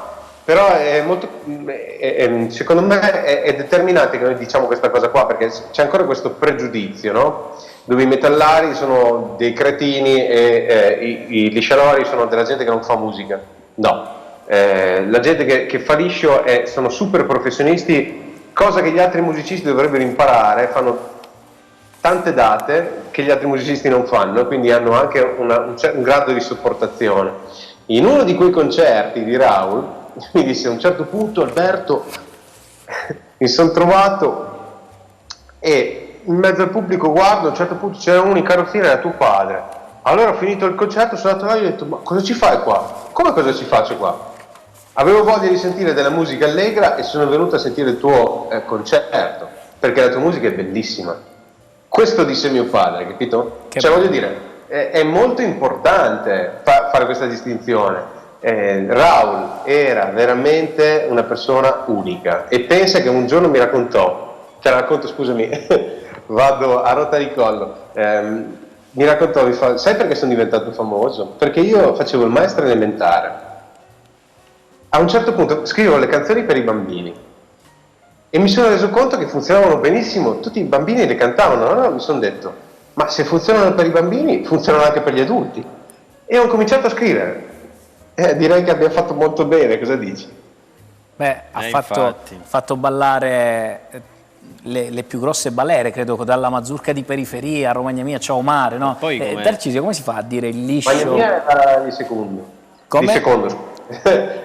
Romagna Mia era di suo fratello, e lui ha scritto Romagna Capitale, Romagna Sangiovese. Romagna Sangiovese. Ha scritto la roba un altro mio 10 dove è andato? Gli extra Ciao Mare, cioè ragazzi, ha scritto dei capolavori, perché questo, cioè noi dobbiamo chiamarli così. Tarcisio Molinaro, che è qui in studio, mi diceva che un altro 10 è andato proprio il suo personale, ecco, è andato agli extra liscio. Ah sì? Bravissimo. Bravissimo. Grandi che sono stati a Sanremo quest'anno, ma sono sulla piazza da un po', però c'è sempre questa discriminazione che chi fa liscio non è un musicista, no? Invece, il tuo pensiero, ragazzi, su questo, Tarcisio? Sì, mi ricordo, fece questo discorso con mio padre, disse noi facciamo 260 serate all'anno. 260 quante sono? Cioè, Tarcisio, il tuo pensiero su quello che... Sì, mi accodo con quello che poc'anzi detto Alberto Bertoli. Anche qui non c'è questa grande tradizione, però io nel mio piccolo tanti anni fa iniziai a suonare con un gruppo e provavo proprio in queste zone, che era la Jolly Fisa del maestro Perugini. Di cui il figlio adesso, Lucio, è collega al conservatorio. Imparavo i primi, come dire, i modus vivendi, modus operandi del tenere il tempo in una serata di liscio piuttosto che una festa rionale, proprio su un camioncino che si ribaltava. Non erano 260 serate, ma 80-100 serate per avere 15-16 anni e suonare con tante fisarmoniche, un basso, e poi c'erano tante ragazze che facevano a ruota a cantare. La mia prima esperienza su un palco mobile è stata proprio con un'orchestra di liscio, insomma, non lo rinnego. Insomma. Grazie Tarcisio, grazie soprattutto Alberto che ti sei collegato, abbiamo fatto questo omaggio a Raul Casadei. Io ti inviterò in trasmissione prossimamente perché so che c'hai un progetto bellissimo, un inedito alle porte, ma non ne voglio parlare oggi perché oggi mi hai dato la disponibilità solo per questo saluto a Raul, ne parleremo prossimamente. Mi dai 2 secondi, io vorrei dire una cosa. Allora aspetta, subito dopo la pubblicità, pubblicità, aspetta perché devo salutare anche Tarcisio, devono sanificare, fare entrare l'altro ospite, vado in pubblicità e poi ritorno da te. Grazie, rimanete con noi, a tra poco.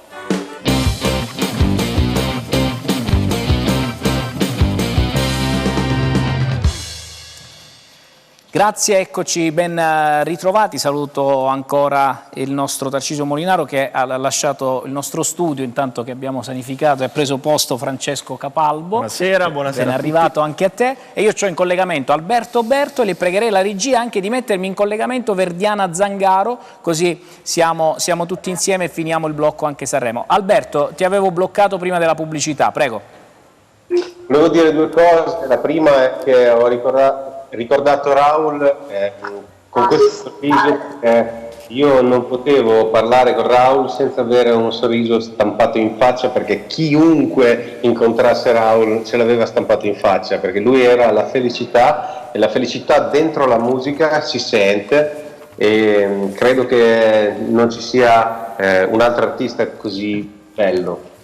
E l'altra cosa volevo dire che vi saluto la mia Calabria, la vostra Calabria, io mi sento in parte calabrese, quindi spero quest'estate che ci diano la possibilità di tornare a suonare nelle vostre bellissime piazze. Grazie Alberto per esserti collegato con noi e speriamo di vederci Fate proprio. anche un saluto a Ferdinando Bruno che è il capo di tutta questa situazione.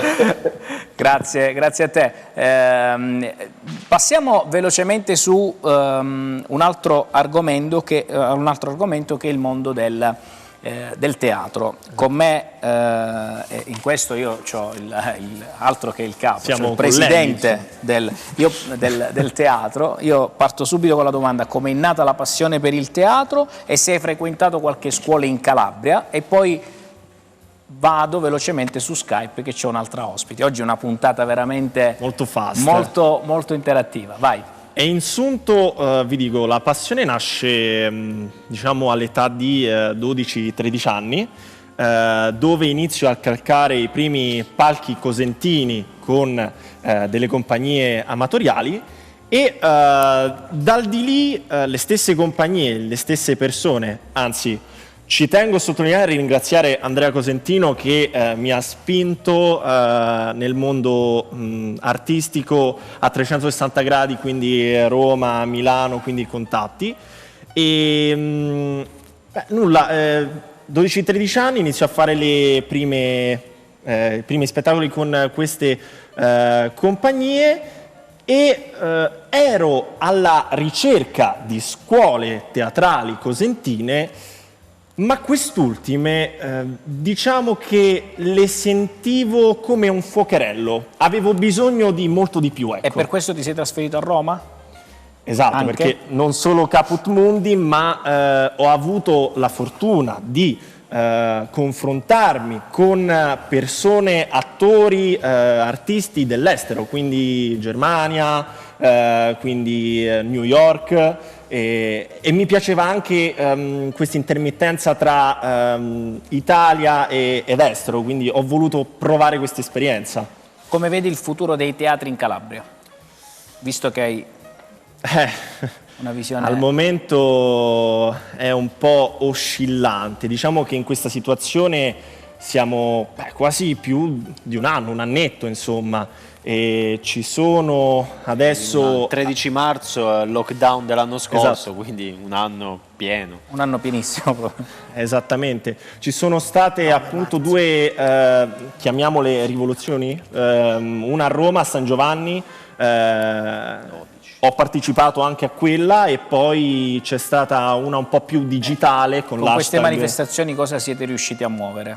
In realtà siamo riusciti a muovere molto poco. perché chi di competenza ha cercato di prendere posizione, cercando di risolvere e sollevare un po' quello che è la situazione artistica di molti miei colleghi, ma purtroppo ancora ci troviamo in DAD. Ecco, proprio. Qui abbiamo il presidente di FITA, che è il nostro opinionista, e poi se vuoi fargli delle domande... Fidati, non fidati, fidati.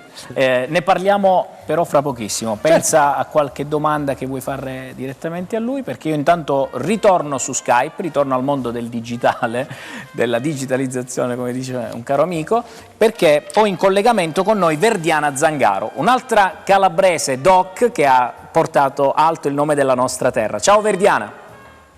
Ciao a tutti, buon pomeriggio. Ehi là, come stai?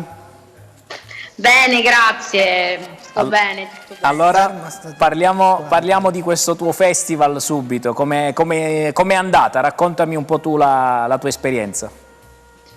Beh, è stato un festival molto particolare, sicuramente per me bellissimo, in quanto sono tornata al festival da maggiorenne. Il mio primo festival lo feci a 16 anni nella categoria giovani ed ero veramente una bambina, poco più di una bambina. Quindi viverlo adesso con la consapevolezza comunque di una donna è stato veramente molto forte, un'emozione molto forte. Verdiana, l'idea di formare le Deve, ma come nasce questo gruppo, che poi avete fatto una bellissima figura insieme ad Orietta Berti? Guarda, le Deva nascono all'incirca 3 anni e mezzo fa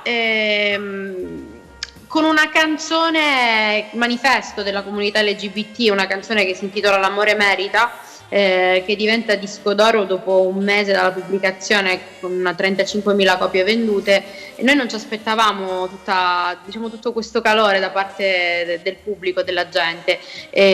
Non avevamo pensato a fare un gruppo, era un'operazione di una sola canzone che si legava anche al 10° compleanno di un'associazione gay. E da lì, ecco, poi abbiamo capito che questa unione, questa forza delle donne piaceva alla gente. Poi tra di noi è nato un legame molto forte, molto importante, e allora ci siamo dati una seconda possibilità con un secondo singolo, con una canzone che si intitolava L'origine, che parlava proprio della donna in quanto origine della vita, perché dà la vita, e anche quell'altro singolo andò molto bene. Così siamo seduti a tavolino, abbiamo parlato un attimo, diamoci un nome, un'identità, perché prima ci presentavano chiaramente con i nostri singoli nomi, avendo 4 percorsi singoli, no? Certo. 4 carriere separate. Da lì sono nate le Deva, l'idea di questo nome che unisce proprio la D di donna ed Eva, la prima donna sulla terra, proprio a sancire questa forza, quest'unione, no? Quest'unione delle donne, questo power girl. Bello, perché questo era un contenuto importante, ecco, sapere questo significato delle Deva. Ma un'altra cosa che volevo sapere, Verdiana, quando e come avete saputo che sareste state all'Ariston? Allora, questa cosa è successa un paio di mesi fa, perché il nostro produttore Marco Rettani per Dischi dei Sognatori è anche un autore molto, molto bravo ed è segue dal punto di vista autorale tutti i nostri brani, scrive soprattutto insieme a me e a Laura il resto dei brani. È anche l'autore dell'ultimo brano di Orietta Berti portato al Festival di Sanremo.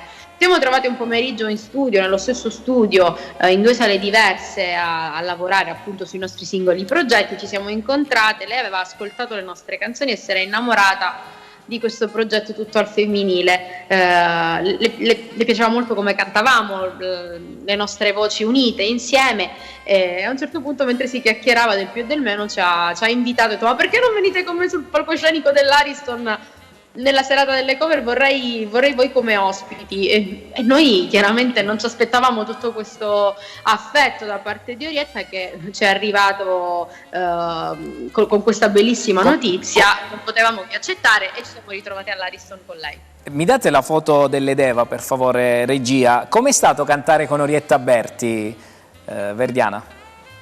Ma Orietta è una grande signora della canzone ed è una grandissima cantante, innanzitutto perché ha conservato praticamente intatta la sua vocalità, e vi assicuro che non è una cosa facile, ve lo dico da cantante e da persona che ha anche a che fare con i ragazzi, insomma, per quanto riguarda lo studio della vocalità.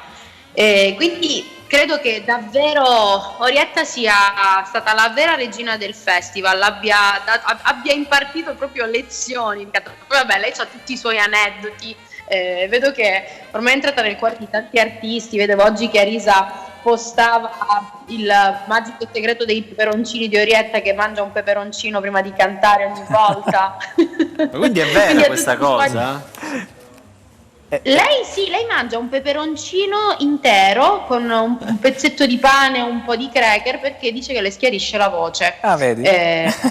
Sì. Senti Verdiana, qui abbiamo il teatro, abbiamo avuto la musica anche con Tarcisio Molinaro. Domanda anche a te, come intravedi il futuro per il mondo dello spettacolo? E poi ti lascio, mi hai fatto però la promessa che verrai in studio, perché oggi avevi degli impegni personali e quindi ti aspettiamo poi in studio. Certo, molto volentieri.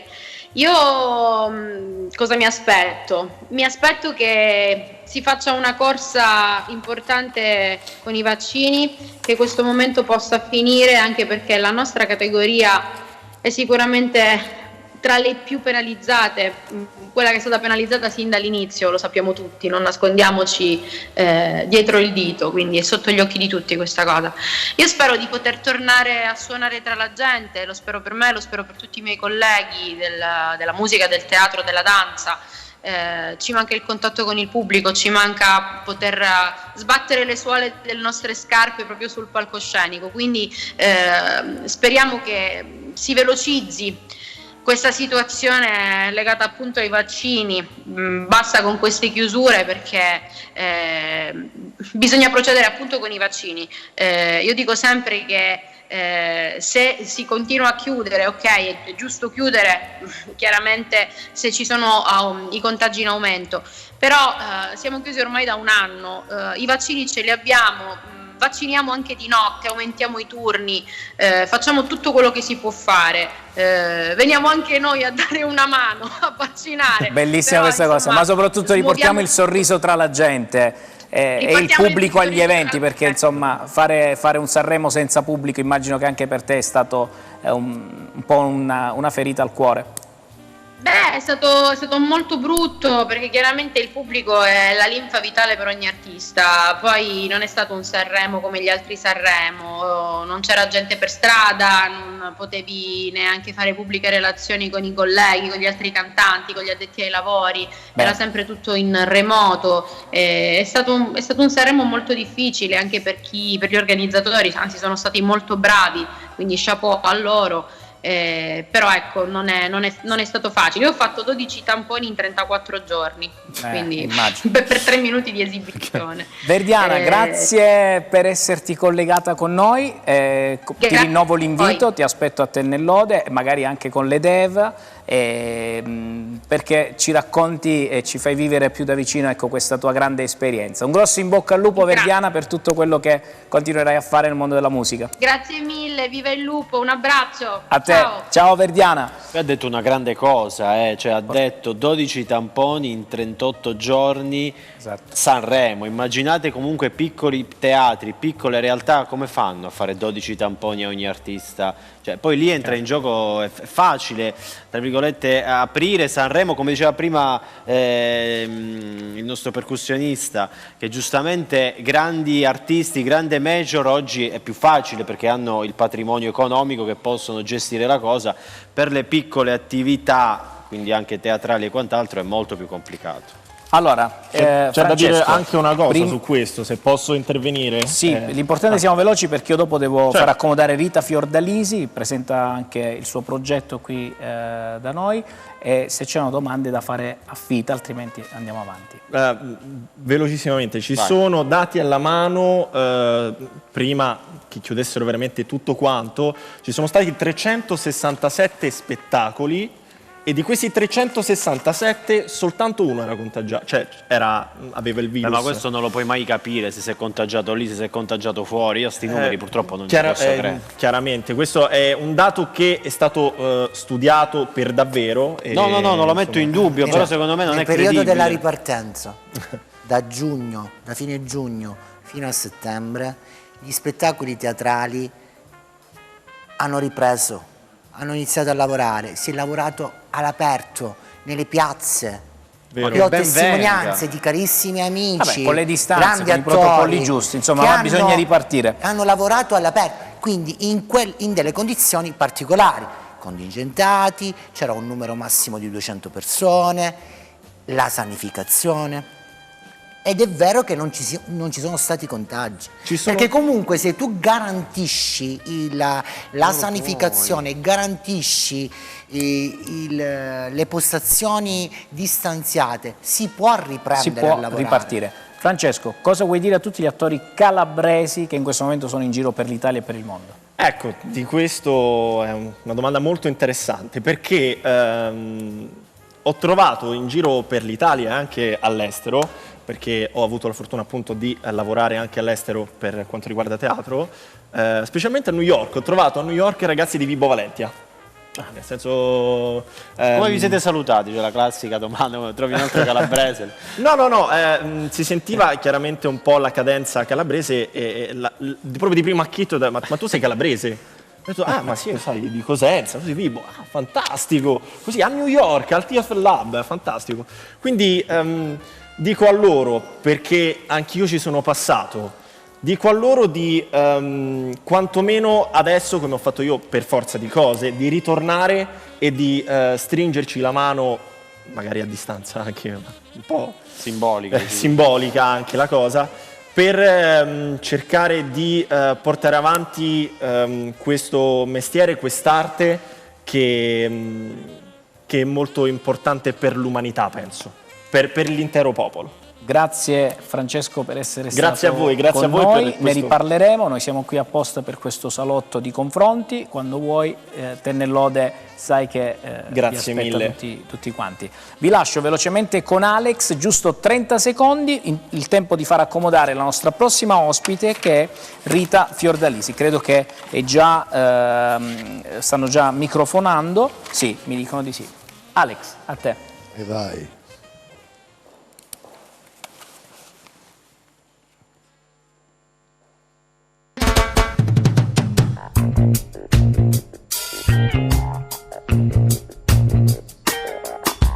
Get up, stand up for your rights.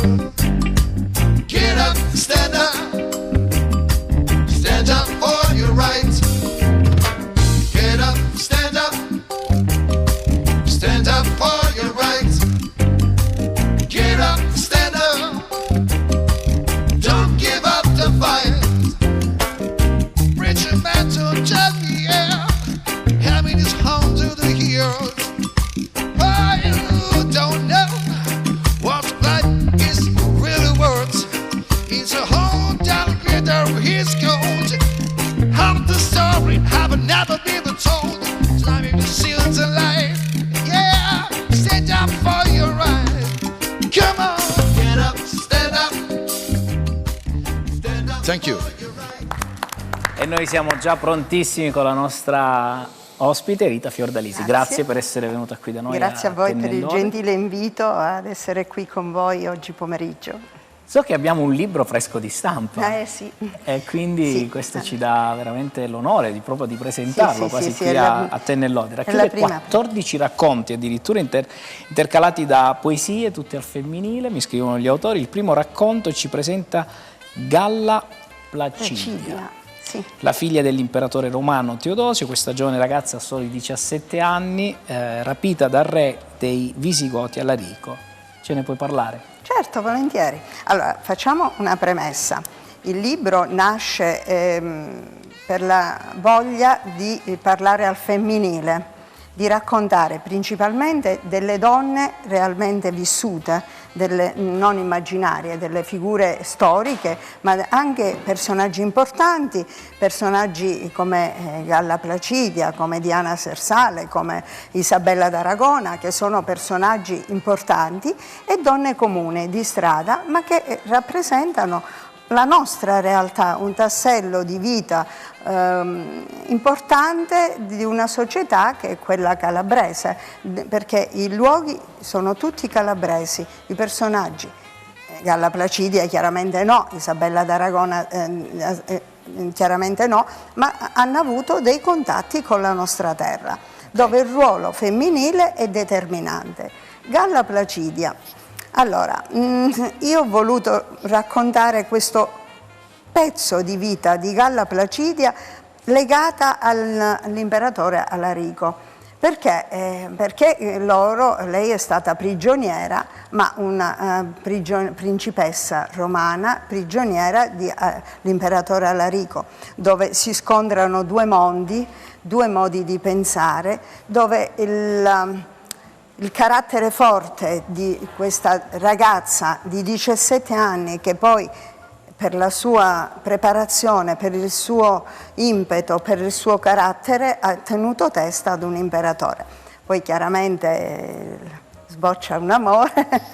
Beh, il resto bisogna acquistare il sì. libro per scoprirlo. Però nel quindi, secondo racconto parli di Isabella d'Aragona. D'Aragona, sì. Un altro personaggio importante per la città di Cosenza, perché nella cattedrale c'è la sua tomba. Ho voluto raccontare la storia di Isabella più che altro per far conoscere a chi non lo sa come poi questi resti sono rimasti nella città di Cosenza, perché noi dobbiamo dire una cosa un po' lugubre, perché nel momento in cui è morta Isabella d'Aragona, il marito voleva portarsela in Francia, cosa impossibile da fare dati i tempi, perché ci voleva un mese e mezzo per giungere in Francia. Quindi la decisione fu quella di separare il corpo, le ossa dalle parti molle. Quindi la cosa abbastanza tragica, di cui nessuno a Cosenza, vanno nella cattedrale, vedono la tomba bellissima, però non sanno che lì praticamente c'erano solamente le parti molle, perché nel momento in cui Isabella è morta venne, come dire, bollita. Un po' forte come termine, però anche perché all'epoca diciamo che i metodi non è che erano molto convenzionali, diciamo, quindi... Sì, ma esattamente questo era una consuetudine per quando si faceva, perché lei era di ritorno insieme al marito da una crociata e già loro portavano dietro i resti di alcuni principi che erano insieme a loro, che erano morti in guerra e che per necessità proprio dovevano dividere le ossa che potevano tornare in patria dalle parti molle che si dovevano lasciare proprio per causa della putrefazione. Certo. E quindi mi sembrava un aspetto non conosciuto, quello di far capire i meccanismi che c'erano dietro anche crudi di una crociata, perché chiaramente si è trovato lui a perdere la moglie che era incinta di 6 mesi, che venivano dalla Sicilia, hanno attraversato il mare in pieno inverno, dopo lei è caduta da cavallo e quello è stato fatale, però è morta a Cosenza al momento del parto, un bimbo di 6 mesi che è morto insieme a lei, e quindi poi c'è stata come conseguenza questa cosa abbastanza cruenta del dover decidere la separazione, quindi il marito sovrano ha dovuto dare l'ok a che la moglie venisse bollita. Io non so se abbiamo le immagini del terzo racconto e del quarto racconto, sì, dove questa è porti per mano l'uomo proprio, di Cosenza, sì. i tuoi lettori a conoscere bene Diana Sersale, la moglie del filosofo Bernardino Telesio, con immagini molto suggestive della vita del Cinquecento a Cosenza. Sì.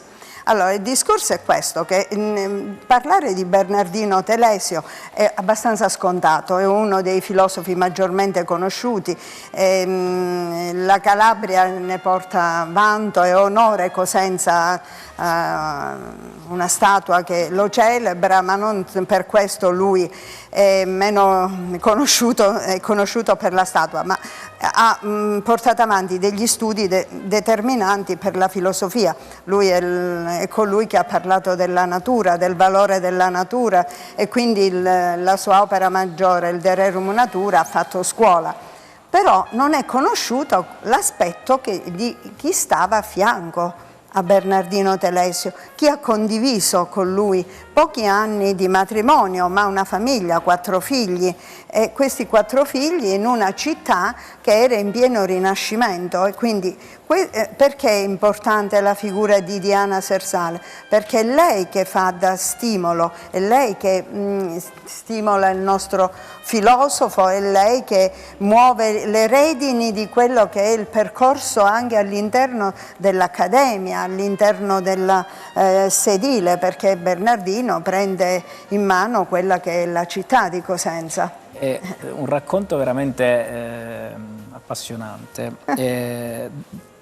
Possiamo parlare subito dopo la pubblicità, perché devo dare la linea al TG Flash anche di Persia Tauro. Ecco. Non voglio come dire, leggere tutto il libro, solo poi qualche accenno dopo. Vi lascio con il nostro TG Flash e ci vediamo subito dopo.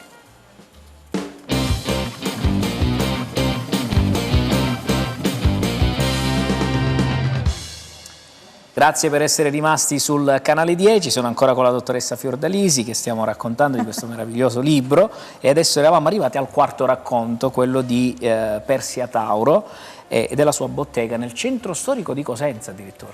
Sì, allora, il racconto di Persia Tauro nasce da un altro libro. Da un libro scritto a più mani insieme ad questo proprio di Persia Tauro, ad una collega dell'Archivio di Stato che approfitto e saluto, Amalia, e di conseguenza noi siamo riusciti a trovare un rogito testamentario del 1500 che riguardava proprio una bottega del centro storico di Cosenza.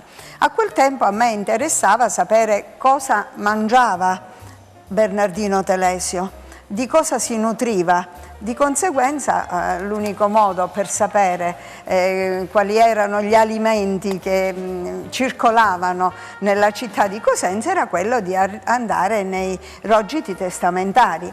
E qui abbiamo trovato proprio il testamento di Persia Tauro. Nel momento in cui siamo arrivati a questo rogito, che è di una bellezza infinita, andrebbe veramente letto perché è bellissimo, c'è tutto l'elenco dettagliato di quello che conteneva la bottega.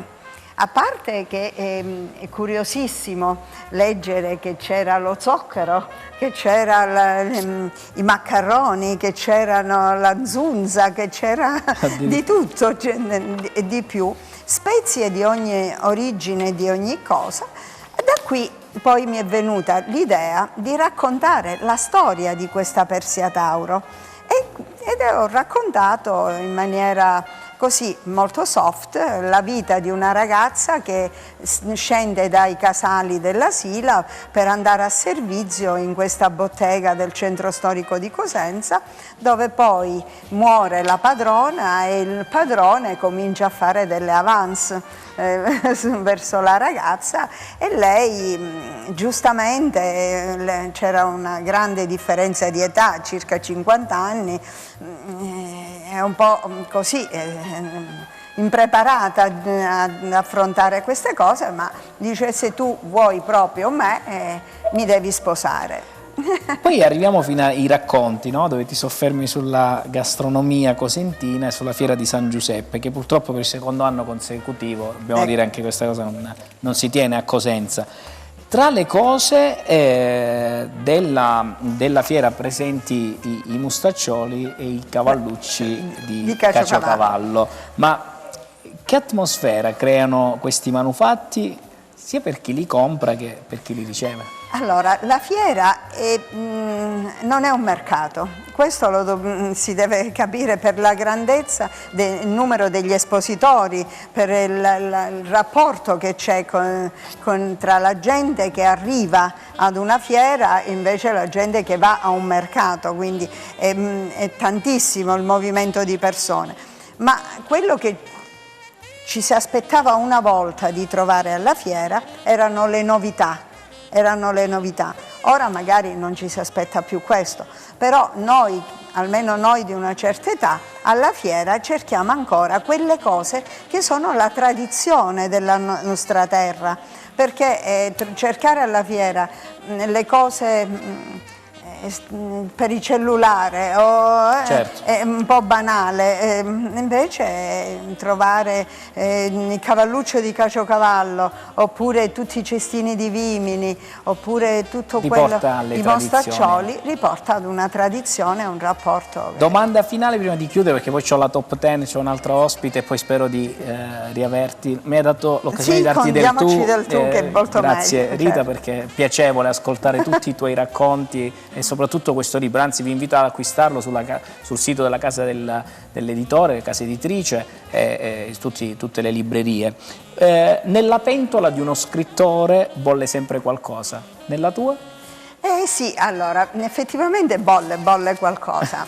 Mi sto interessando di un personaggio altrettanto importante che è il principe Luigi Sanseverino, principe di Luzzi e di Acri, che si innamorò follemente di una cantante lirica e quindi mi piace raccontare questa storia d'amore. Però oggi con il mio editore venivamo qui e mi ha parlato di una figura, di un'operaia che era al seguito del gruppo di Carlo De Cardona, che è Paolina Ritacco, che ha lavorato in un movimento politico, ha dato molto, quindi due mondi completamente diversi, figure femminili che hanno dato tanto alla nostra storia. Speriamo ritornerai anche qui a raccontarci il tuo prossimo libro. E rimanendo sul tema del canto, io vi lascio con Giada Ferraro nell'attesa che noi cambiamo il nostro studio e poi diamo spazio subito alla top 10. Rimanete con noi. Giada Ferraro.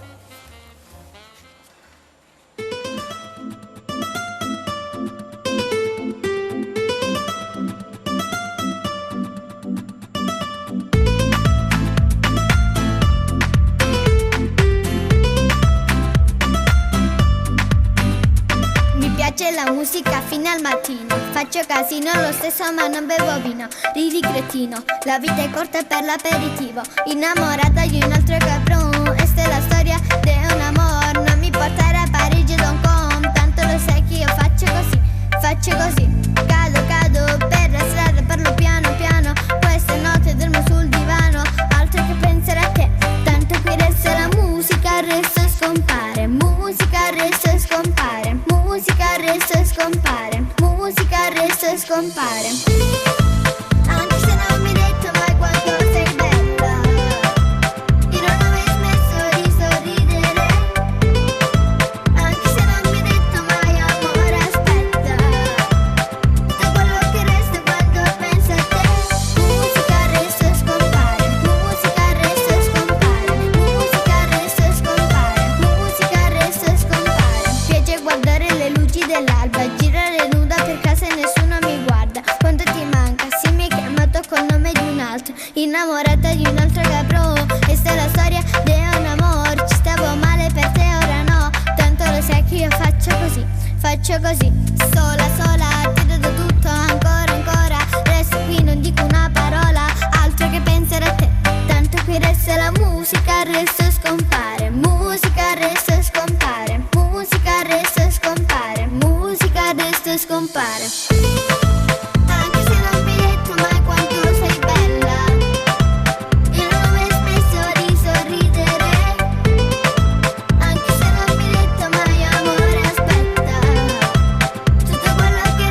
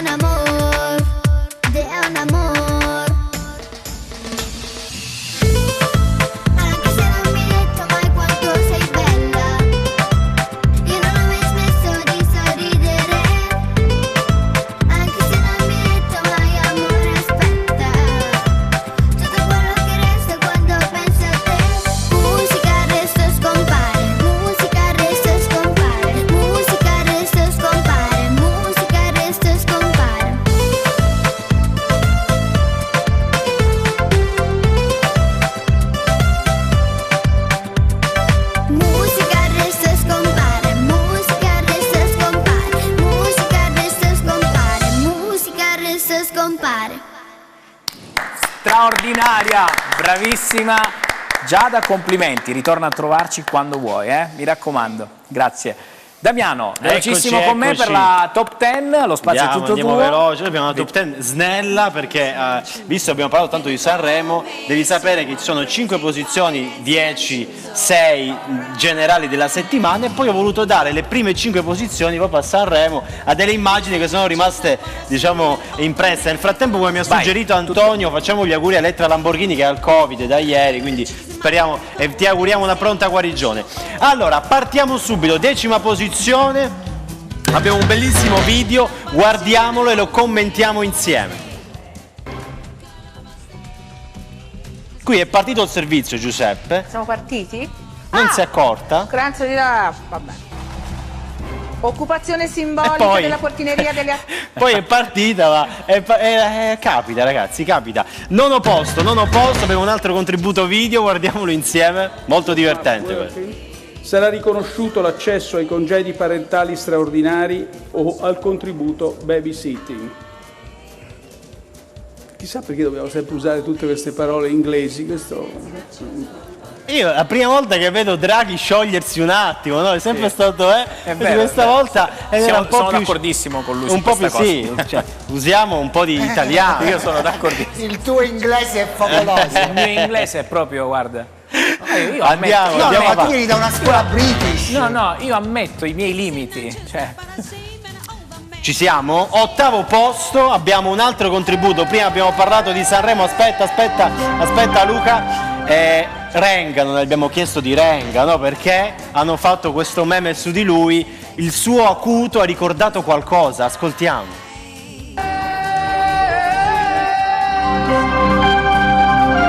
Ha ricordato il TG5, ragazzi, fighissima questa cosa, fantastica.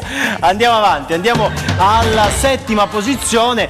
7ª posizione, iniziamo con, diciamo, i Widwall. Allora, ho fatto sciogliere i Beatles, ricordiamo Yoko Ono, no? Scansate un attimo, perché Meghan, diciamo, con l'altezza reale ha fatto quello che ha fatto, l'intervista, diciamo, che ha scompigliato un po' la casa reale, quindi scansate proprio. Andiamo. Damiano, però mi è piaciuta la risposta della regina. Vai? No, molto pacata e come stile Elisabetta II. La Queen. Allora, questo nei famosi pacchi, insomma, è stato trovato queste istruzioni. Allora, far conoscere il neonato agli animali domestici. Questo si può fare, questo non si può fare, ovvero mettere il bambino dentro la vana. Io penso che non ce ne fosse manco bisogno, ma se l'hanno specificato qualcuno. Il bambino dentro l'acquario, fantastico. 5º posto, allora iniziamo questa cavalcata di Sanremo. Questa è l'immagine di Madame e Ambro dice: quando in metro mi guarda per più di 5 secondi mi sento già sposato, no? Quante volte ci innamoriamo nelle metro. 4º posto invece dedicato a Achille Lauro, che vediamo insomma nei suoi momenti truccati. La mia faccia dopo 5 serate di Sanremo, lo dicevamo prima, no? Finiva alle 3 di notte ogni volta, era questa la nostra faccia sabato sera. Andiamo avanti, andiamo nelle prime 3 posizioni. Al 3º posto abbiamo praticamente questa associazione che Francesca ci ha fatto notare. Nel 2020 dovevamo far rumore, nel 2021 zitti e buoni. Che succederà nel 2022? Chi lo sa, chi lo sa. E infatti, 2º posto, il balletto di Amadeus, ragazzi, godiamocelo. L'abbiamo ascoltato in 1000 salse, questa mi mancava, ascoltiamola insieme.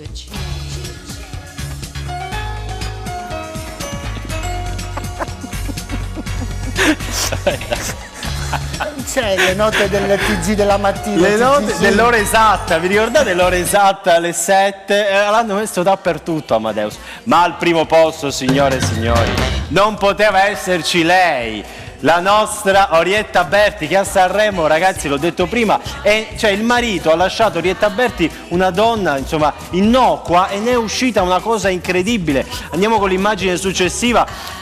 È partita tutto con il coprifuoco, che lei è uscita fuori dal coprifuoco ed è stata riportata da 2 macchine dei carabinieri. Sembrava Tarcisio dietro. Infatti, eccola qua. Allora, viola il coprifuoco, lo dicevamo prima, sono state inseguite da 3 auto della polizia. Orietta Berti ha allagato la sua stanza d'albergo, ha cantato senza l'autotune, quindi mandando la stoccata a tutti gli altri artisti, e non ci dimentichiamo, ha chiamato i Naziskin, i Maneskin e Ermal Metal con tutta la L. Noi amiamo la nostra Orietta. Vabbè, che è uscita. Skin li ha chiamati. L'ha chiamati Naziskin, quindi è stata veramente la regina a 360 gradi di questo festival. E questa era la special top 10 dedicata a Sanremo. Grazie, caro Giuseppe. Damiano. Antonio, ti invito a venire un attimo da questa parte. Vieni anche tu un attimo con noi. Questo è un po' il nostro Tennellode, siamo in chiusura. Consentitemi di ringraziare ancora tutti i cameraman, i tecnici, la regia, oggi guidata da grande Luca Chito, tutti gli addetti ai lavori, in particolar modo anche i nostri opinionisti. Salutiamo oggi Vincenza Gallo, che per un impegno personale non è qui con noi. Che cosa voglio dirvi, cari amici e cari compagni di viaggio, che ve lo dico in diretta. Noi sicuramente stiamo cercando in qualche modo di dare un piccolo salotto di confronto e soprattutto di idee, soprattutto a chi come noi può sbagliare, perché siamo umani, possiamo sbagliare tutti, ma la cosa più bella in questo periodo qual è? Che da questi confronti stanno nascendo tante idee propositive per il futuro. E quello che mi piace di più, ringraziando i nostri ospiti, è che ognuno di loro ha dato sempre un qualcosa di bello a questo programma, di prezioso. Non c'è quello che la sa più lunga dell'altro, non c'è quello che la sa, c'ha la bacchetta magica e sa le cose fatte alla perfezione. Stasera ci tenevo a ringraziarvi tutti quanti, voi, il nostro autore Francesco Turco, la nostra redazione, il nostro direttore Attilio Sabato, tutti quanti voi, e i tecnici, audio, luci, tutti. Ci tenevo tanto perché, ripeto, oggi si è parlato tanto di lavorare in un mondo complesso e difficile. Non è per niente facile, spesso si può sbagliare, così come anche io. Spesso e ci chiedo scusa se anche noi, a volte abbiamo Giuseppe. fatto degli errori, ma il nostro obiettivo principale era quello semplicemente di farvi un po' compagnia a voi da casa e soprattutto anche per noi rodare questa grande macchina di lavoro. Grazie a tutti, ci tenevo a ringraziare di vero cuore tutti. Ci vediamo la prossima settimana, un grosso abbraccio.